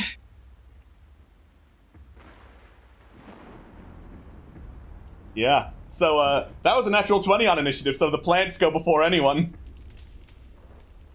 Arguably better than having them go in between people. Yep. This is true. So we're going to be waiting on Trev for just a little bit longer. So, chat, anyone have any jokes that aren't about roots and stuff? Please. Oh, yeah, I need to catch up. Thanks.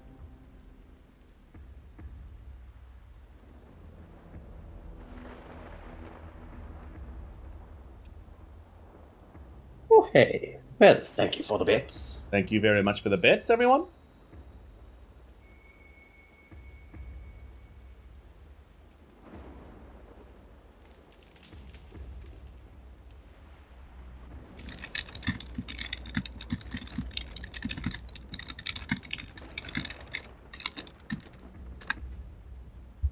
All right.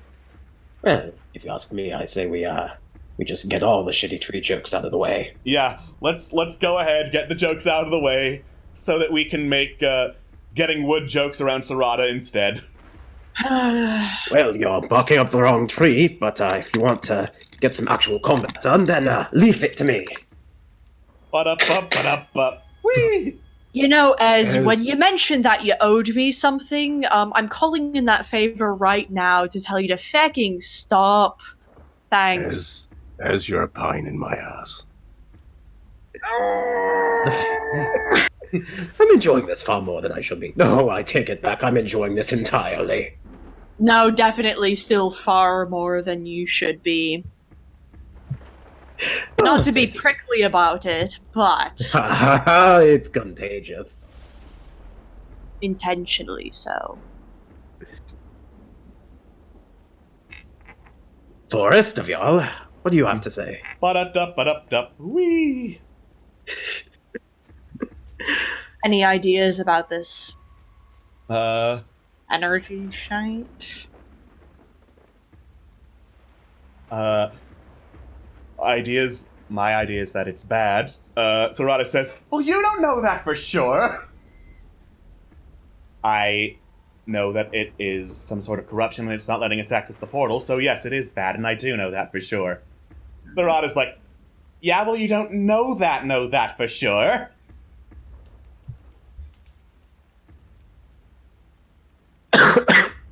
Good talk? Good talk. Yeah. Oh, the suspense is killing me so much I'm doing the frickin' Jeopardy theme. I'm so sorry. Mm-hmm. So, drawn any good cards lately? Cards? What are you talking about? Oh, nothing. Nothing at all. You guys have been remarkably uncursed by whatever forces of chaos have been fucking with you for the last several days. It Yeah. seems like it coincides with the changing of the seasons. I could be a bit off the mark with this, Could be a but it's little bit. almost as if. I feel like it has to do with the astrology of some sort when the planets align. Well, the first day of fall was yesterday. You're not wrong. You're not wrong. Yeah. Hey, almost Trevelyan, like- are you back with us? No. Please. Great. We'll be waiting on this action scene for even longer then. Roll initiative, I'm asshole. actually here. I'm actually here. Don't leave me. All right, roll initiative. Oh fuck. Also, I can't help but wonder, did we actually just agree on something? About the forces that do decide to go around about us, and I forgot the. Who are you referring to? Oh, well, I believe you. There we go. Is it so bizarre that we would end up agreeing something? Law of large numbers and all that? Well, I suppose not. Corellian, like, a softer look definitely flashes over Corellian's face. They're not completely taking the piss out, but... All right. So, for this fight scene purposes, there are way, way more plants attacking than will be shown on screen. The ones that are shown on screen are the ones that get past the Shi-Synthei, except for Tree Boy in the corner there, who's only there to make the initiative actually show up.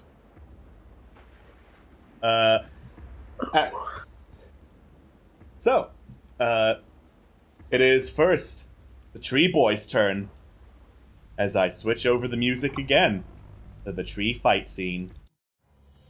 Oh boy. Alright, For all intensive purposes, the final boss is the Lorax. I Oh, speak shit. for the trees. The trees say shut the fuck up. I take Alright. back anything nice I've ever done for you. That's Scott talking, not any other I character. take back anything nice I've ever done for you. I'm sorry. So- I'm sorry. The Wall Serata is distracted talking about, well, you don't know for sure if the energy is dangerous. Some blights slip past her and start going for the group. Zoop, zoop.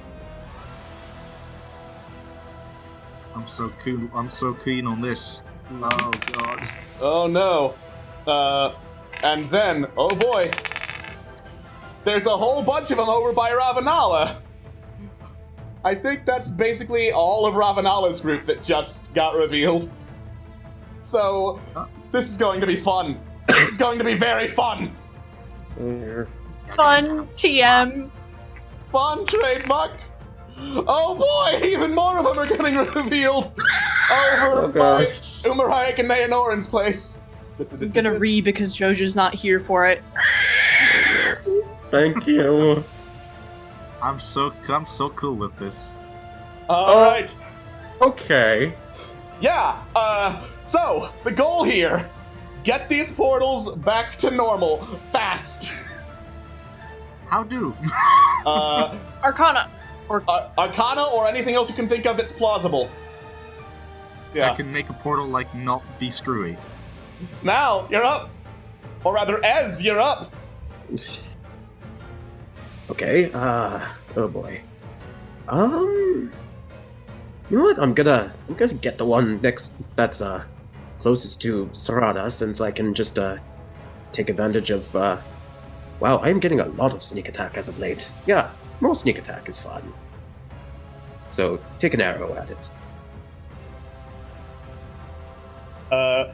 You shoot an arrow as best you can towards Sarada, but given that there are so many bodies all around, so much rain and thunder and stuff and energy flying around, it's hard to get a good shot, and it just goes wide. I'm just gonna then, in that case, I'm gonna look at Sarada and just go, don't just stand there, do something yourself, why don't you? Sarada cackles, and her spider-like limbs start lashing out at the viney boys around her.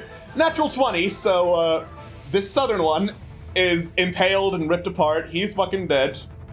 He transforms into a different creature? There was another one beneath him who's like, what in the world could that be? And he runs off too.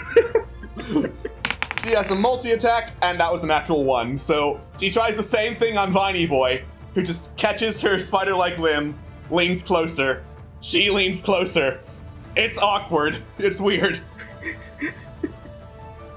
All right. And then it is Solana's turn.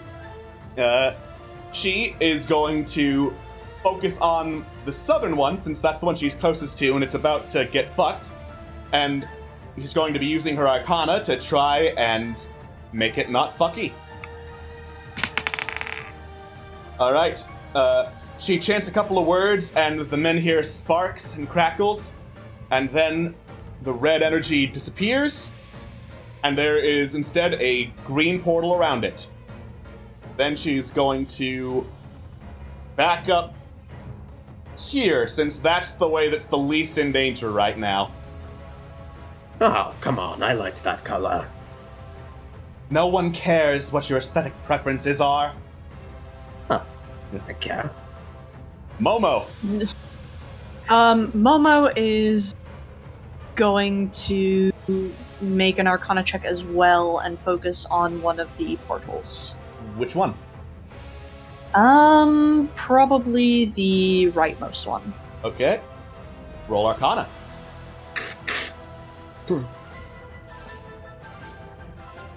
Ooh, Wow. You try to follow Solana's lead, but Momo, it's pretty clear pretty fast. You don't know the exact ritual to dissipate this kind of energy, and it crackles and sends a bolt right at you. You take 5 necrotic damage.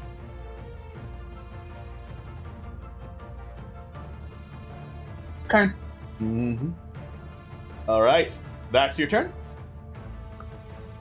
Yes. Okay. Chevlon, you're up. Yes. Alright.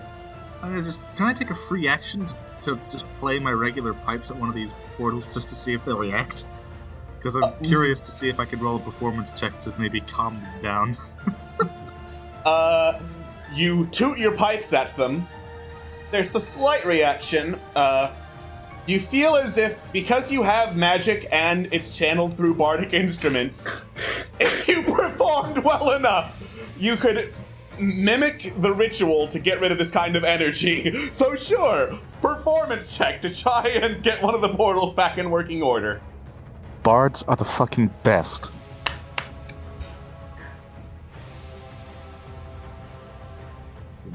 What do you think of that? What do you think of that shit? Oh my god, that's just enough to do it with performance. Which one are you doing? Yes. Which one are you trying to heal the portal of? I guess I'm just thinking ahead, because I would assume that Sarata would have a chance at dealing with one of these portals, so Trevlon probably... The Shi-Synthei are busy dealing with the onslaught of plants. Right, then I'll deal with that one. Alright. You mimic the sounds and motions, using some aid from your pipes and a little bit of magic infused in them. And this works well enough to fool the portal into thinking, oh yeah, that was like actual ritualistic magic. And this necrotic energy fades away. Hooray! Hooray! Woo! Babagath.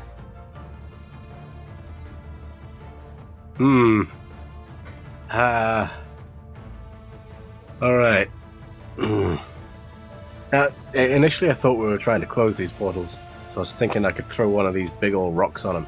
But I'm thinking that might not be a good idea anymore. Phil, are you and Babagath the same person? Yes. Okay.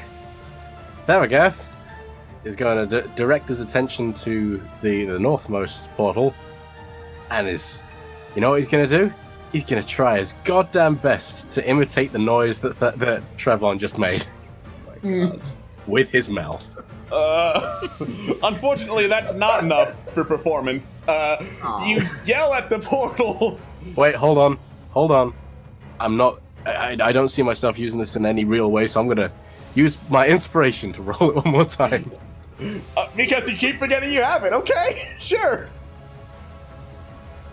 Please. Oh my fucking God! Oh my God! Oh my God! Fucked. Yes. Whistle at the portal and it goes, okay, sure. The west one or the north one? Northernmost one. All right. Babagath opens his mouth and lets out a screech in order to imitate the sound that Trevlon's whistle made. Good God! This is amazing. This is D&D. You also mimic the sounds, even though you're not magic. A flash of inspiration strikes, and you do it so hard that you also get rid of the necrotic energy in that portal. I love this. Corellian! Okay, what Corellian wants to try to do is that they're going to cast Detect Magic to sort of get a better, angle on the portal and maybe be able to influence it better, if that makes sense. Yeah! Alright. Shebang. Shebang. You detect what exactly the kind of magic making that weird necrotic stuff is. The Sacred Grove is full of enchantment magic and also teleportation magic. However, the energy that's around the men here is necrotic in nature and of the abjuration school. So basically, it is made to keep people the hell out and send dark magic their way if they don't listen. I will yell out those specifics to anyone else in hopes of giving them the opportunity to be more effective in their roles to quell the portal, since I assume I can't really do anything else. On my turn, at least. Yeah, because Detect Magic was an action, you can't really do anything on your turn to close it. In that case, my hopes is that it'll make it easier for anyone else. Alright. It will indeed. They get advantage. And it is now the plant's turn. Here they come, marching towards you guys. This is gonna be fun. I'm just curious as to why the person with the most health is in the middle of everybody. The most protected. You could have moved. You could have moved. But you didn't. I mean, all things considered, I'm kind of glad he didn't. All right. Whole lot of blights coming your way. Oh boy. They have now made it inside the circle, and on their next turn, they will start wailing on you guys.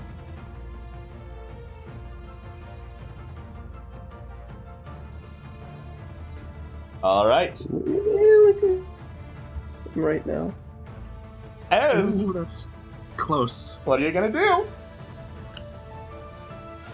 Oh boy. Are we... Is there a way to climb up the tree, or are we in the tree right now? You are standing under the tree, basically. Could I try climbing up the tree and getting, well, I guess there's no better way to put it, the high ground. Make an athletics check with disadvantage, because it's slick from the rain. Fuck. Oh boy. Alright. Oh, this is gonna go well.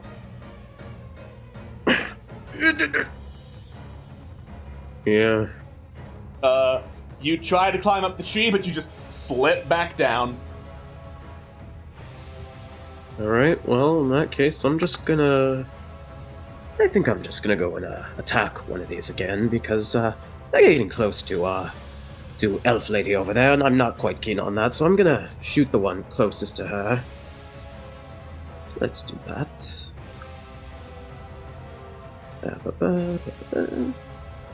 Bah.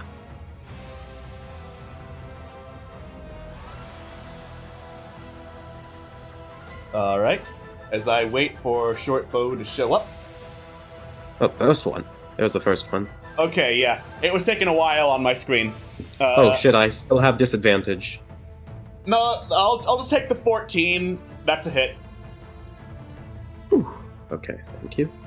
And... Alright.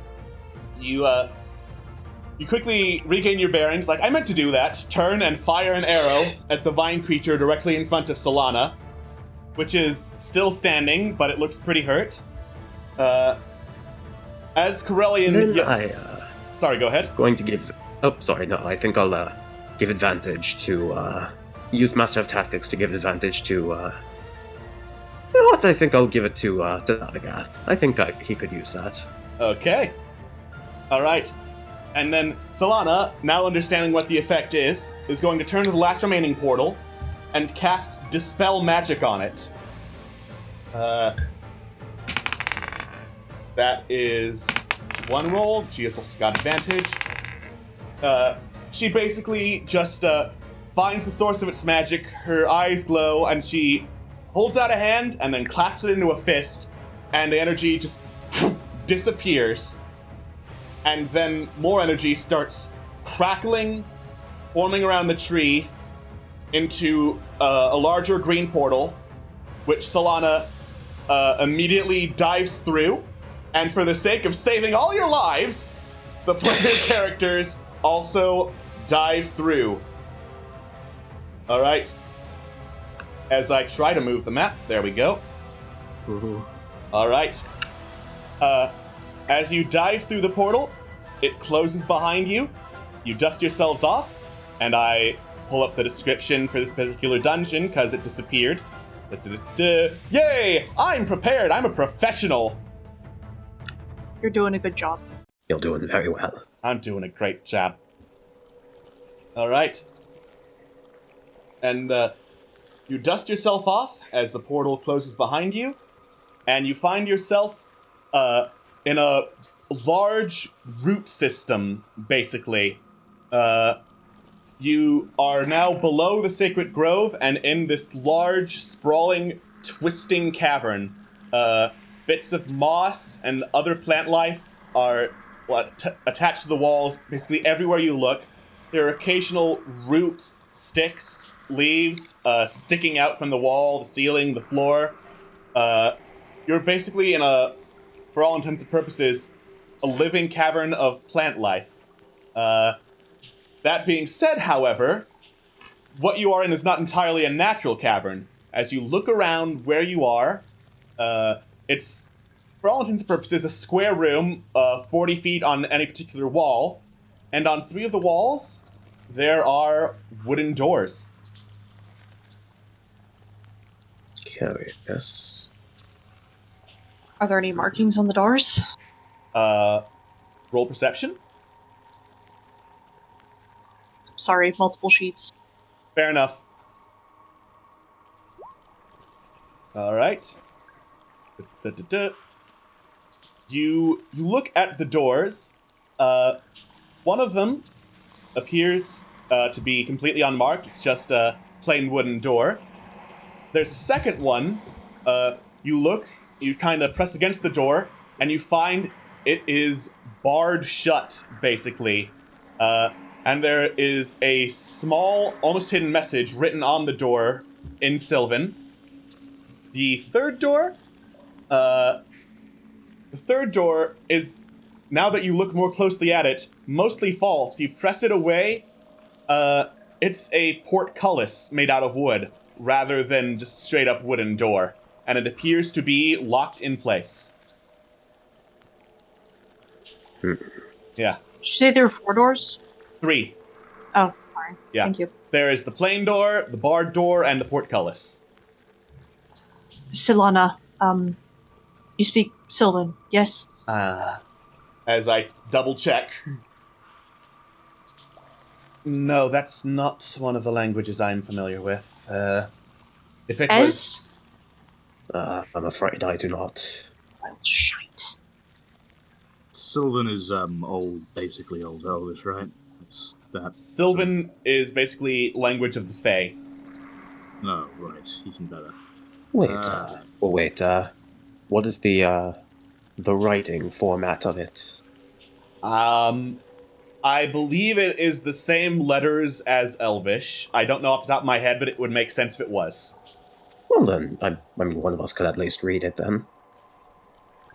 Well, go right ahead, and Carlin will sort of like point out specifically where like the hidden engraving is. Mm-hmm. Yeah, let me take a look at that.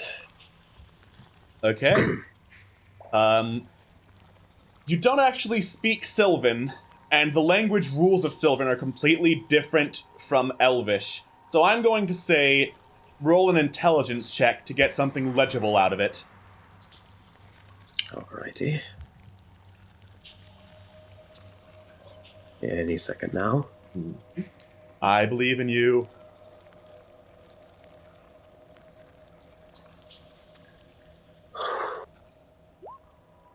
Yeah. You think it translates into this door. It open. Door not live. Well, that's rather straightforward.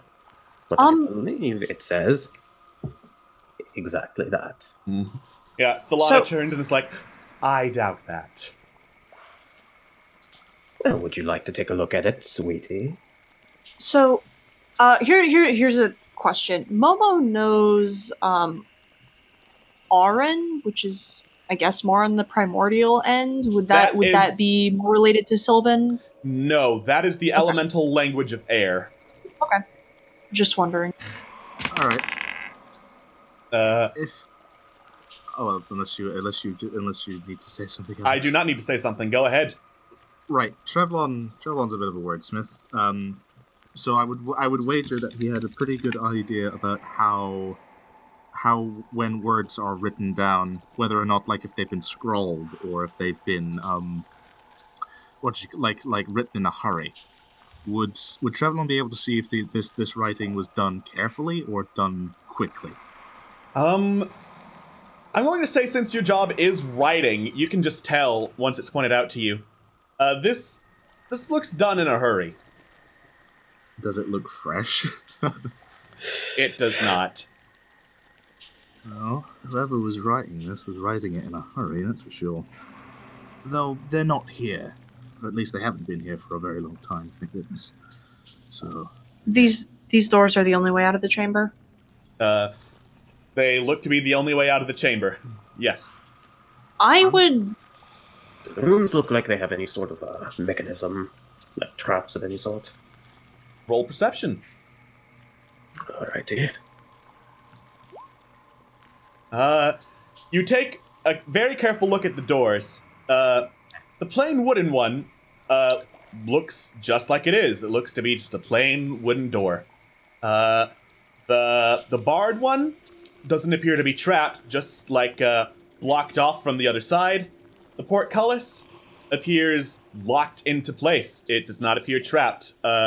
So, all in all, not trapped, but most of them are just kind of stuck in place. Well, at the very least, they look safe. They're just locked is all. It's gonna take some trickery to get through these. Some trickery, says Solana, then turning to look at Thavagoth. Or perhaps just a strong application of muscle. Thavagoth snaps his head to the word muscle and then just instinctively runs towards the door with his like shoulder armed. All right. Get it? Ooh, I would love to see this. And just smacks right into it. So that's the strength. That is athletics. Athletics. Alright. Nice. Yeah, you run right at the barred door and ram into it with your considerable bulk, Thavagath, and it just kind of like, boom, and then creaks open as you can see what used to be several nailed-on wooden planks on the other side of the door.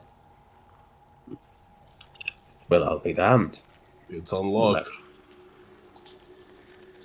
That indeed it is. Thanks, Slav. What an unlocking it was. Yeah. So it was. And Solana says, do we go down that passage or try for another one? I'm still trying to get a good feel for where the corruption in this place would be, so I'll let you lead the way.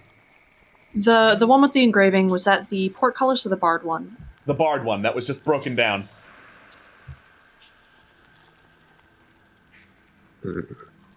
My guess is that if it's barred, it's probably barred for a reason. And judging by the speed in which that it was written, it might have been someone who went in, saw what was inside, and fucking booked it right quick out. But it was barred from the other side, is the thing. So I guess the idea would be to keep people from going in. Right. So either whoever it is trying to protect, or protect incomers, or whatever's going on the other damn end. Good Also, point. What do you think, Mama? Hello, Jojo. It's me! I'm back! It's you. Welcome It's back. me. Hi, Scar. I didn't know you were here. Up. As Know As- what this name is you're talking about. I'm an S. Pardon me. I'm so sorry. You sound a lot younger than before. Because I'm not playing normal yet. Yeah. Yeah, we need him to get back into the Roll20. Here's what you missed. A fuck ton of plants. I wanted you Ooh. dead. Oh, they wanted me dead? Everyone in particular dead. Oh, phenomenal. I'm ready And, for plants. and Thavagath managed to close a portal with an incantation flowing from his non-magical mouth. Oh, boy. Did he just read at them? He literally read at them. Literally read at them. Yep. So now, you have made it into the series of caverns below the Sacred Grove. There are 3 doors. There was a plain wooden one, there is a barred one that Thavagath just broke down, and there is a portcullis made out of wood. So really, if anything, there are just 2 doors now. Mm-hmm. I'd say we take the one we just made an entrance into. I mean, That would seem like a good plan. I don't know how to Let's change. go country. There's no turning back. Are you sure about this? What if one of us waited behind with a rope? I don't think that's a good idea. That seems like a terrible decision, says Solana. Especially Well, since this excuse place me. is covered with plants that, who knows, could animate at whatever fecking moment they so choose. I'm not just gonna go out and say I'm not necessarily very trusting of Fey magic, so let's not give this place an opportunity to fuck with us more than it already has. Fair point. Let's just bite this bullet and go in together. All right.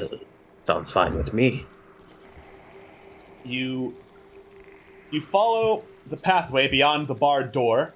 It leads down a little twisting corridor, not too far, and then, as I go over to that particular map, into a clearing, basically. You're standing over a little trench that goes about 10 feet down towards a pool of water around a stalagmite. There's another stalagmite down below on which some bats are clinging, and there's some plant growth, a couple of ferns, a couple of trees down here. That is what you see. Well, isn't this rather nice? I want to go over by the water and check and see if it's safe. All right. What are you going to be checking if it's safe with? For like magic or something. Okay. Roll Arcana. Okay. Give me a second for my character sheet to load. Thank you very much. Is this place well lit by any means? There's no natural light down here. Okay. All Just right. checking. As you look into the water and try to see, is there magic in here? You sense some pretty strong necrotic magic. Oh dear. What do you see, or sense, as the term is? What's up? I go back over to where y'all are standing, and I'm just, I feel like there's a lot of necrotic magic here. Oh, that's Really? a good sign. Makes sense. The whole damn place is probably infested with it. Yeah. Solana any- at the sound of this also does some looking around. She rolled a natural 20. Good. He's like, "You are very, very lucky, little bird. That water is enchanted. There are creatures in it, and the water is poisoned. We shouldn't linger in here. It's not safe." Okay, let's find an exit Well. right quick before we drown in fun magic water. I am not comfortable with that notion. Okay. No doubt the reason that they locked that door up in the first place. I shudder to think of what else is in here. As the notion of falling into the water and getting trapped in it becomes a motion in Treblin's mind, he steps back a good few paces. Oh boy! Oh boy. So nearest exit is the one to our east, I guess. Yeah, you look around the room. There are two exits in here. It's like a little T-junction. One that goes east and one that goes west. I vote east. It's closest and not by the water. I won't object to that. Great. Okay. You go down the passageway that leads east. As I go over to that particular map.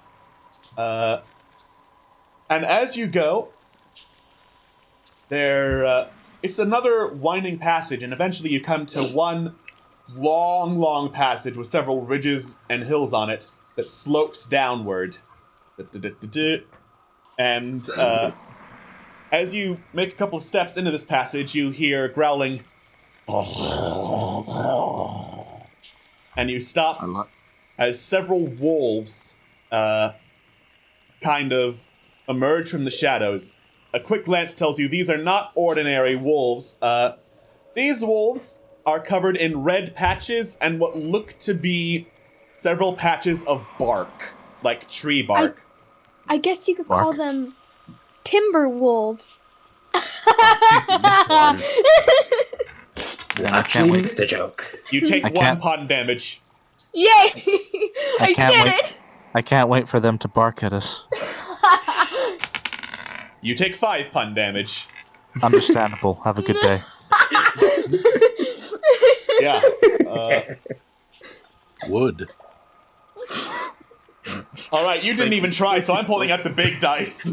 12 pun damage! Wait, how many? 12. 12! Ooh. Yeah, Must I actually though? Yes. Yes. I took pun damage. Scott took pun damage. Take pun damage. Yeah, but this is 12. Take Yes! pun damage. Accept your fate. Not having Accept your separate counters for shame and pun damage on your character sheet by now. Oh no, shame is hypothetical. Pun isn't. Mm-hmm. Yeah, pun is provably damaging. Pun is legitness. Anyway. So, presumably these dogs want to murder us right now, yeah? Yeah, they are looking at you with really evil intent right now, standing their ground, going, Do they look like they want us? Do we have to roll initiative or? Before you do that, Thavagath, since he's at the front, ideally, he's gonna scream at them, like he's gonna try and intimidate them. Roll a delicious intimidation. Okay. I'm gonna do. He's gonna go. Okay, basically he's gonna go. Shoo! You mean he's? Shoo, you mean heads? Well, wait. Actually, hold on. Earlier I got an advantage thing and never got to use it. Can I use that now, or is that? I don't think so. It's been more than a minute since you got Master of Tactics. Shit. Wait a minute. Alright. I have inspiration. Can I try and intimidate them? You can certainly try. It's just going to be a separate roll. Oh boy. Okay. I don't need it. I don't need Holy it. I don't need it. Basically, what I do is I look up at Thab and I just feel something and I step in front of him, and I just let out this battle cry, and it's deeper oh than my my dear. normal range, and it sounds like Phil screaming. I'm going to go ahead and say that you also are using thaumaturgy to kind of boost it, so your voice is Yes. a deep, echoey noise! Ah! And the wolves actually perk up, stop snarling, and just look at each other confused, like, that's a loud bird. That's a loud bird. That's a loud bird. Now, are they saying this out loud? No. You can feel it. Wolves can- don't talk. You can feel it in the air, man. I can feel it calling in. Are they still growling after that? No, they're not growling. They're just kind of looking at each other like, what? What? What? What? Okay, I did my part. What do we do now? Well, the question remains, do we continue our way forward, or do we just head back? We might as well take the opportunity while we have it. Onwards, Indeed. Let's go forward. 1, 2, 3, nod it! I'll go Dashes first. forward. All right. I go in front of him. I race in front of Malifane since I was the one who intimidated it. Get back here! I mean, Lick me! I glare at him. I glare at him. Now, don't you go too far. All right. As you get to the bottom of the long sloping passage, you hear as one wolf, looking meaner and scrappier than the others, leaps onto you, Momo, and tries to bite you. It fails. But yeah, this one is just trying to stick up for itself and is just trying to leap onto you, bite, just gnawing and scratching, going. I grab it by the throat and I push it off. Roll an athletics check. Okay. Fucking wreck it, please. Come on, please, Strong please. bird. Strong bird. Athletics? Okay. Dang it. I at least push it. Oh my god, you actually do push it off. New buff boy. I'm buff boy! Corellian will immediately kind of switch with Trevlon and move in front of him and just snarl at this wolf. Yeah, the Damn two it, of you are Alice. now snarling at Ooh. each other. Trevlon, as they're moving past, sort of looks at it and tips his hat, kind of awkwardly, not entirely sure how to deal with the situation. Corellian just sort of jerks his head as in fucking move. I don't know what the fuck wolves are. Fucking move! Come on, we're wasting moonlight. We're wasting wolf time. God. Okay. There's no more wolf time. All right. You descend down the passageway. And as I move you to another map. Oh boy. We're going fast. Yep. You're going real fast. You Gotta go continue down the turning, sloping pathways, overgrown with vines and ferns, grass, greenery of all kinds, and come to another clearing with some more water in it. This one actually has a huge statue of an elf holding a jug of water that appears to be pouring said water into the pool. I'm gonna squeeze Good. in front of everybody Could you, and make another Arcana check. Oh, okay. Let me do it. All right. You also detect some magic here. This is not necrotic. There is some pretty heavy transmutation magic around the statue. I wouldn't touch this water either. It's Bird. God. Would you do me a favor and shine some light quickly? Oh, sure.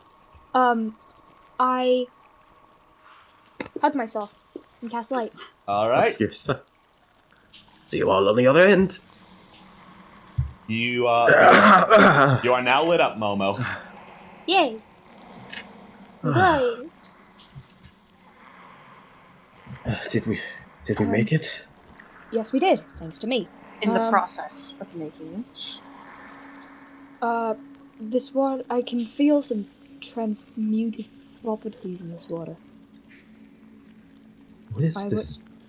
Don't touch it! Don't touch it! Don't touch it! No, oh, sorry. Sorry. Not from the water, the statue specifically. Oh. Yeah. Hmm. Yeah. Uh, I'm looking at the the statue, and I don't know, something about it intrigues me. Have I seen this figure before? Roll history. Can Trevlon help with that roll? Sure, yeah. You pull your knowledge together so you can roll history with advantage. Alright. Kicking ass. Oh, nice. Nice. You haven't seen this particular woman before, but you have heard tales of her. This is a famous elven sage from long ago, as I scroll down to the elf names. This is an elf named Baihana, as I type that in chat. Oh yeah, I spelled it right that time. You did it! I'm so proud of you. Yay. No, you're not. Don't lie. I want to be nice, but okay, fine, I won't be nice. Yeah, she is an elf sage from long, long ago, like when people first started building settlements on Irion. She was the one who basically went to some of the other races and is like, hey, listen, this is how you farm. Are we cool? Are you not going to attack us? I've shared my knowledge. I'd like it if you shared your knowledge too. Are we cool? We're cool. They were not cool. She was assassinated later in her life. Oh. That fucking sucks. What a cool person. Just another day in Irion. Mm-hmm. So she was a trader of knowledge. I'm sorry, go ahead. Trevlon, hearing the idea of trader of knowledge, sort of steps forward a little bit to take a closer look. Would that be possible to roll an Arcana check? Firstly, how deep is this pool of water? Looks to be about, not particularly deep. It looks about, waist level to you, Trevlon, so, shin level to everyone else. So help me, Trevlon. If you step in that water, I'm dragging you out myself. Trevlon, don't let me Trevlon would do like it. to make an Are you sure? Do you want to do it with me? Or would you rather have one person get transmutated if what I'm sensing it more with the statue than the water. Oh. Interesting. Would it be possible for Trevlon to make an Arcana check to see if this transmutation magic is at all dangerous? Bad? Sure, you can certainly try. Stop dying. You can certainly not die. So knowing that it's transmutation magic, you try to determine the exact nature of it. Again, it's only coming from the statue and not the water itself. But what's the relationship between Bihana and the magic? That's what I'm thinking. If we're talking about knowledge... Okay, Momo, are you actually going down there to check? I want to get in the water. All right, as they're talking, Momo, just kind of slide down the ridge and get to the edge of the water. And you hear this deep rumble as the statue's head turns towards you, Momo. And you hear this booming voice say something in Sylvan. I take 12 steps back. Nope. The head follows you as you move back. Moving statue! Moving head, why is it following me? All right. Did I ask? Do I really have to babysit every single freaking one of you?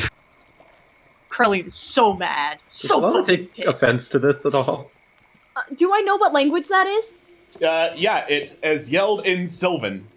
Okay. Do any of you know Sylvan? No. None of We've us been do. over this. Oh, sorry, none of us do. Yeah. Hearing no response in Sylvan, the golem then switches to Elven. Why have you disturbed the sacred grove? Ooh, I know this one. I speak that language. Same. I can. Do you want me? Can I? Oh yeah, please go ahead. Fantastic. Excuse me, dear lady. We are here not on any foul business. We are Why here have you disturbed the sacred grove? Because the Sacred Grove is the place where a lot of corruption is happening, and we intend to stop it. Roll Currently, persuasion bad with things are happening. disadvantage. Just what? Oh. Bad vibes. Oh, that's perception. That's perception. Oh. Yeah. Persuasion. You take this place as corrupted. You claim I have not purified our home. You must be expelled. Uh-oh. All right. Bad vibes. I'm going to need everyone to roll initiative. Heck, my hecking life, I hate myself. I'm so sorry. No. What have I done? I mean, I was the one who had to try to make. You don't know what you're doing. Sorry, we'll cut it if we survive. My page is frozen. Lady Behind. Oh, mine was too. I mean, not now, but. Yeah, mine is not behaving really well. Thanks for It's the curse of Bihana! Wow, a 2, my favorite. Gotta go slow. Oh, my favorite. It's not loading, and I'm angry. Okay, now I think it's loading.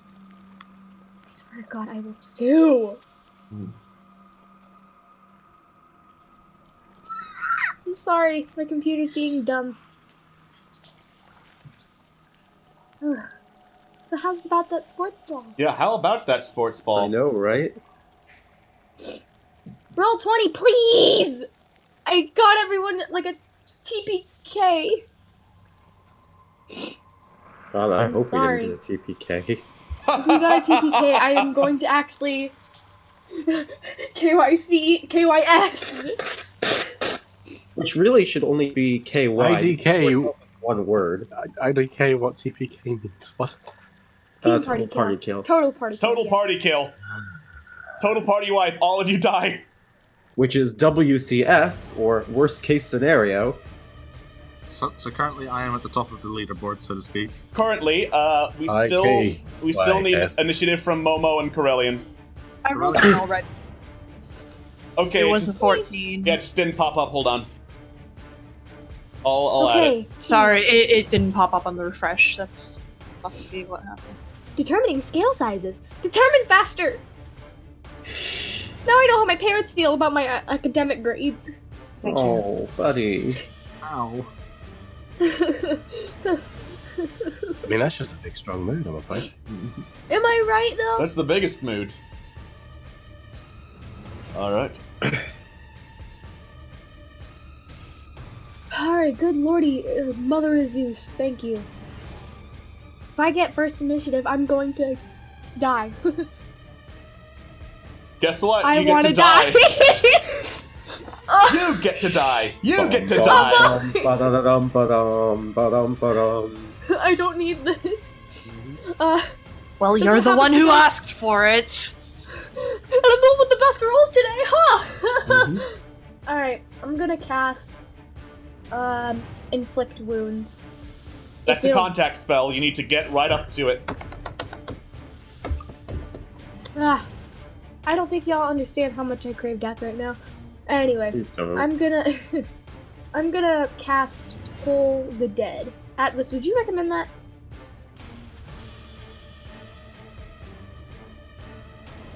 Who are you It's asking? really up to you at It's this up to point. you, yeah. Alright, you know what, screw it! Alright.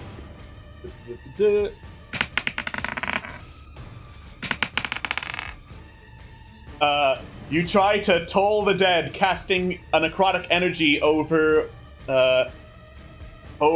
Miss Bihana here. She rolled a natural 20 on her saving throw. Oh, of all the time!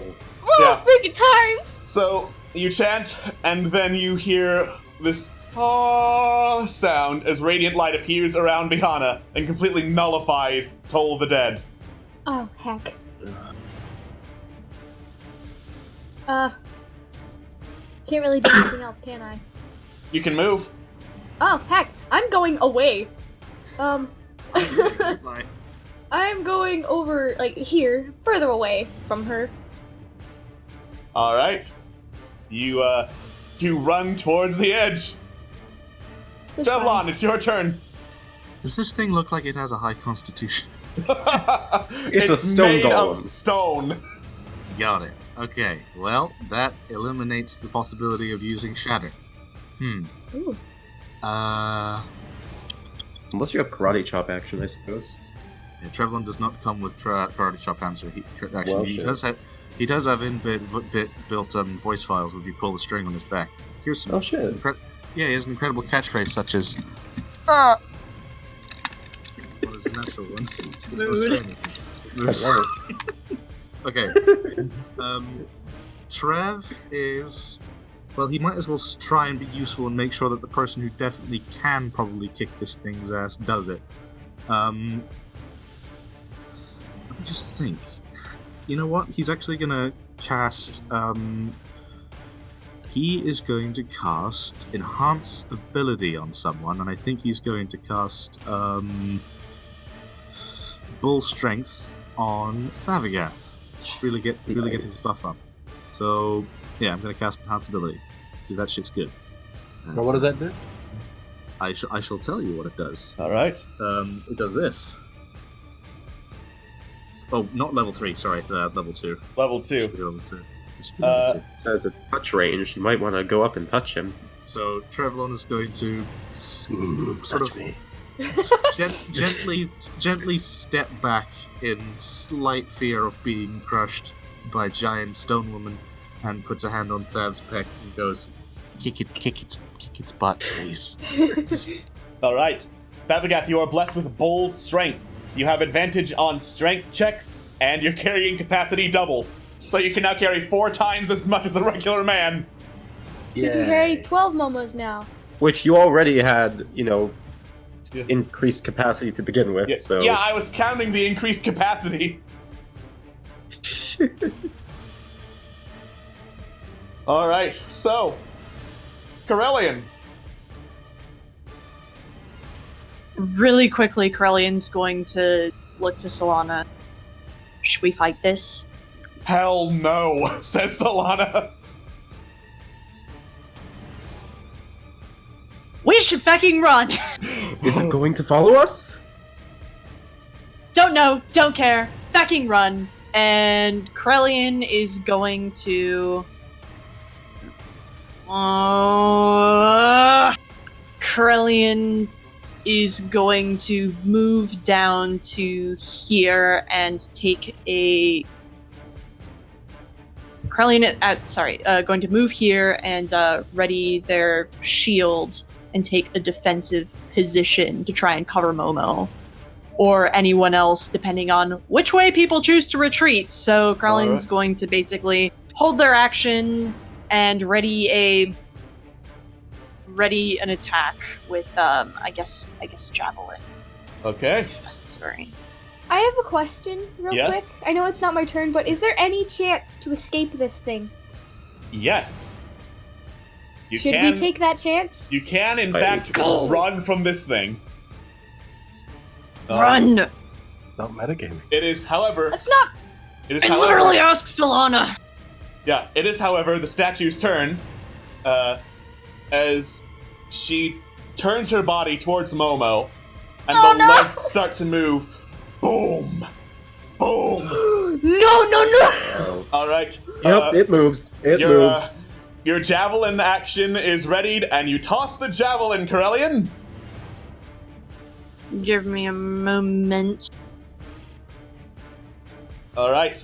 You toss the javelin with all your might as the approaching statue. Tink! It just bounces off. It's made of stone. I don't know what you expected. That's fine. And then it keeps going. Boom! Steps out of the water. Boom! Oh my freaking god, no! No! Alright. And it raises its massive jug and brings it down upon you. Trevlon immediately tries to use cutting words. You don't want to see his friend get smushed. Okay. Yeah. Also, Momo, you have an ability called Warding Flare that lets you invoke disadvantage on an attack. By the way, Can I do that, as a please? reaction, Sure. Can I do that? Alright. So you do that. Where is it? it's your abilities. Frick. On the side, under Flaws, Bonds, Ideals, find Warding Flame. Okay, what's it called again? Warding Flame. Do it! Cast it! Yes! No, do it! Please! It's been cast. Just assume it's been cast. Yes, there we go. It's cast. Don't forget to use that. It's useful. All right. You panic as it approaches you and raise your holy symbol, shining a bright light in the statue's face. So, you said you were going to use cutting words, Chevlon? So cutting words basically subtracts bardic inspiration dice from its roll. Okay. So it's going to have disadvantage, and it's going to have. Let me just. What the hell is a bardic? How's my bardic inspiration? It's currently d6 right now. So let me just get that up. Okay. That's going to be. That's going to be subtracting from its roll as well. Cool. It's still hit. Jesus. Yeah. Fuck. All right. So, doing all you can to try to distract the statue does nothing as it slams its giant stone jar atop Momo. Now Is Momo dead? You take. Oh my god. You take 26 bludgeoning damage. I am dead! You are down to 0. All right. As you everybody just run. As you pass out Momo, you fall unconscious, but there's some kind of power about the statue that makes it so you're just unconscious and not dead. You don't have to roll death saving throws. Oh. Then it turns towards Corellian and swings again. Oh, cool. It rolled a natural 20. What a cool thing this thing is. Yeah, what a great thing this thing is. So maximum damage on that is 30 damage, Corellian. I am so sorry. I'm still up. All right. It just wham slams it directly into your chest, knocking the wind out of you. It's fine. Yeah. Everything's fine. Mal, you're up. Well, first of all, I assume that because Momo's unconscious, the light goes out. The light's out. Fuck. So you know what that means. Anyways, so both of our party members are unconscious. No. Oh god. No, Corellian's Just still Momo. up. Oh fuck. Okay, good. Shit. Okay, so Escalon's coming out, right? Sorry. Yep. Oh, Yeah. sorry, S is coming out, right? Yes. Okay, cool. Thavagas shouts at S, no questions, just fucking run, and points down at the thing. But in Thavagas' voice that I can't do because it's like, What about the two of them? shut the fuck up and run.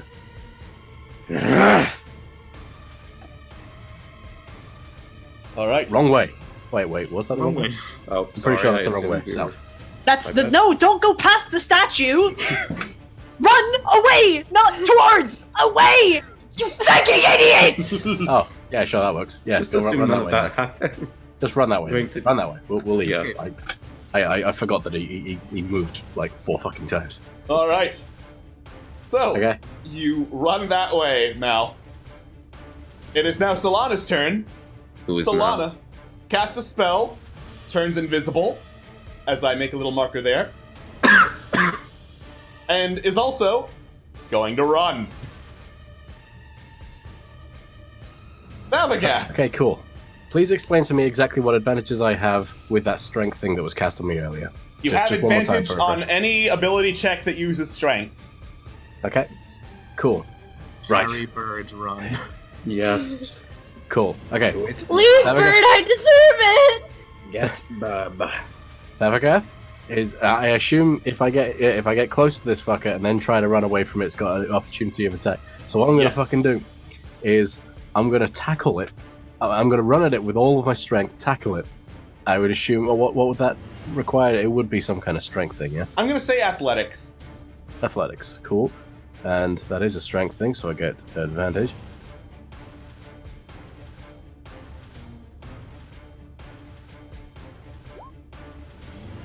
Amazing. That actually Okay, does cool. manage to slam into the giant statue and slide it back. Okay, cool. Now, I'm gonna go here. Not within range of the statue, but within range of these two. You said I got the strength of 4 times the of a normal man, and as a normal man, I could quite happily carry one of these guys easily. So it's like I could carry 4 of these guys. So I'm going to go ahead and assume I don't need to roll anything to carry these 2 out of here. Or I could Because be you hit have with bull strength, you don't have to. that? Oh, thank fuck. Okay, I grab him. I knew that would be a good Grab him, choice to roll. hoist him onto my shoulders. So what much was I- cursing in Draconic right now. I'll hoist them both on my shoulders, run like a madman with them on my shoulders, bump into Trevlon to hint that his turn's next, he needs to fucking run. Alright. You can make it. No, But- you can't make it there. You can make it to next to can't make it there. Trevlon. No, okay, next to Trevlon. So I bump just into Trevlon. Yeah, I tell him that he needs to fucking run. And I pass. Wait, how tall is Trevlon again? You can carry Back him, to your can't guy. he? About 3'2". Would I be able to pass Momo to Trevlon, or would he have to roll something to carry him? Athletics check to carry Momo since. And if he fails, am I cool to just keep holding on to him, or would Momo just fall on the floor? I'm gonna say you can keep holding Momo if the pass fails and it's clear Trevlon can't carry. Just put me down and focus on Momo. I'm gonna go ahead and ignore Corellian because he's on my shoulder and he's being a little shit, and say, Trevlon, do you think, Trevlon? Since it's your turn now. Why are you passing me off to him? Because you're unconscious and I can't move anymore because rules. Momo, you are indeed unconscious, so Trevlon, I it's your know. turn. It's my inner self, my subconscious. I guess. Oh, sorry, I should mention, despite what I said earlier, I put Corellian down, but he's over here now. Okay. Yeah, we need to get out of here quickly. Let me just think. Bless you. Gifts and tides. Thank you. Trevlon casts healing word Bless you on. Trevlon casts healing word towards Momo at level 1, just to make sure that they don't get killed. That All should right. have gone with my spellcasting modifier, but okay. Yeah, spellcasting modifier is sometimes a little fucky with healing word. It did. It said it added a +3. Okay. Fair enough. All right. Yeah. So, you recite a healing word, and Momo is back to consciousness with 4 hit points. Oh, sweet.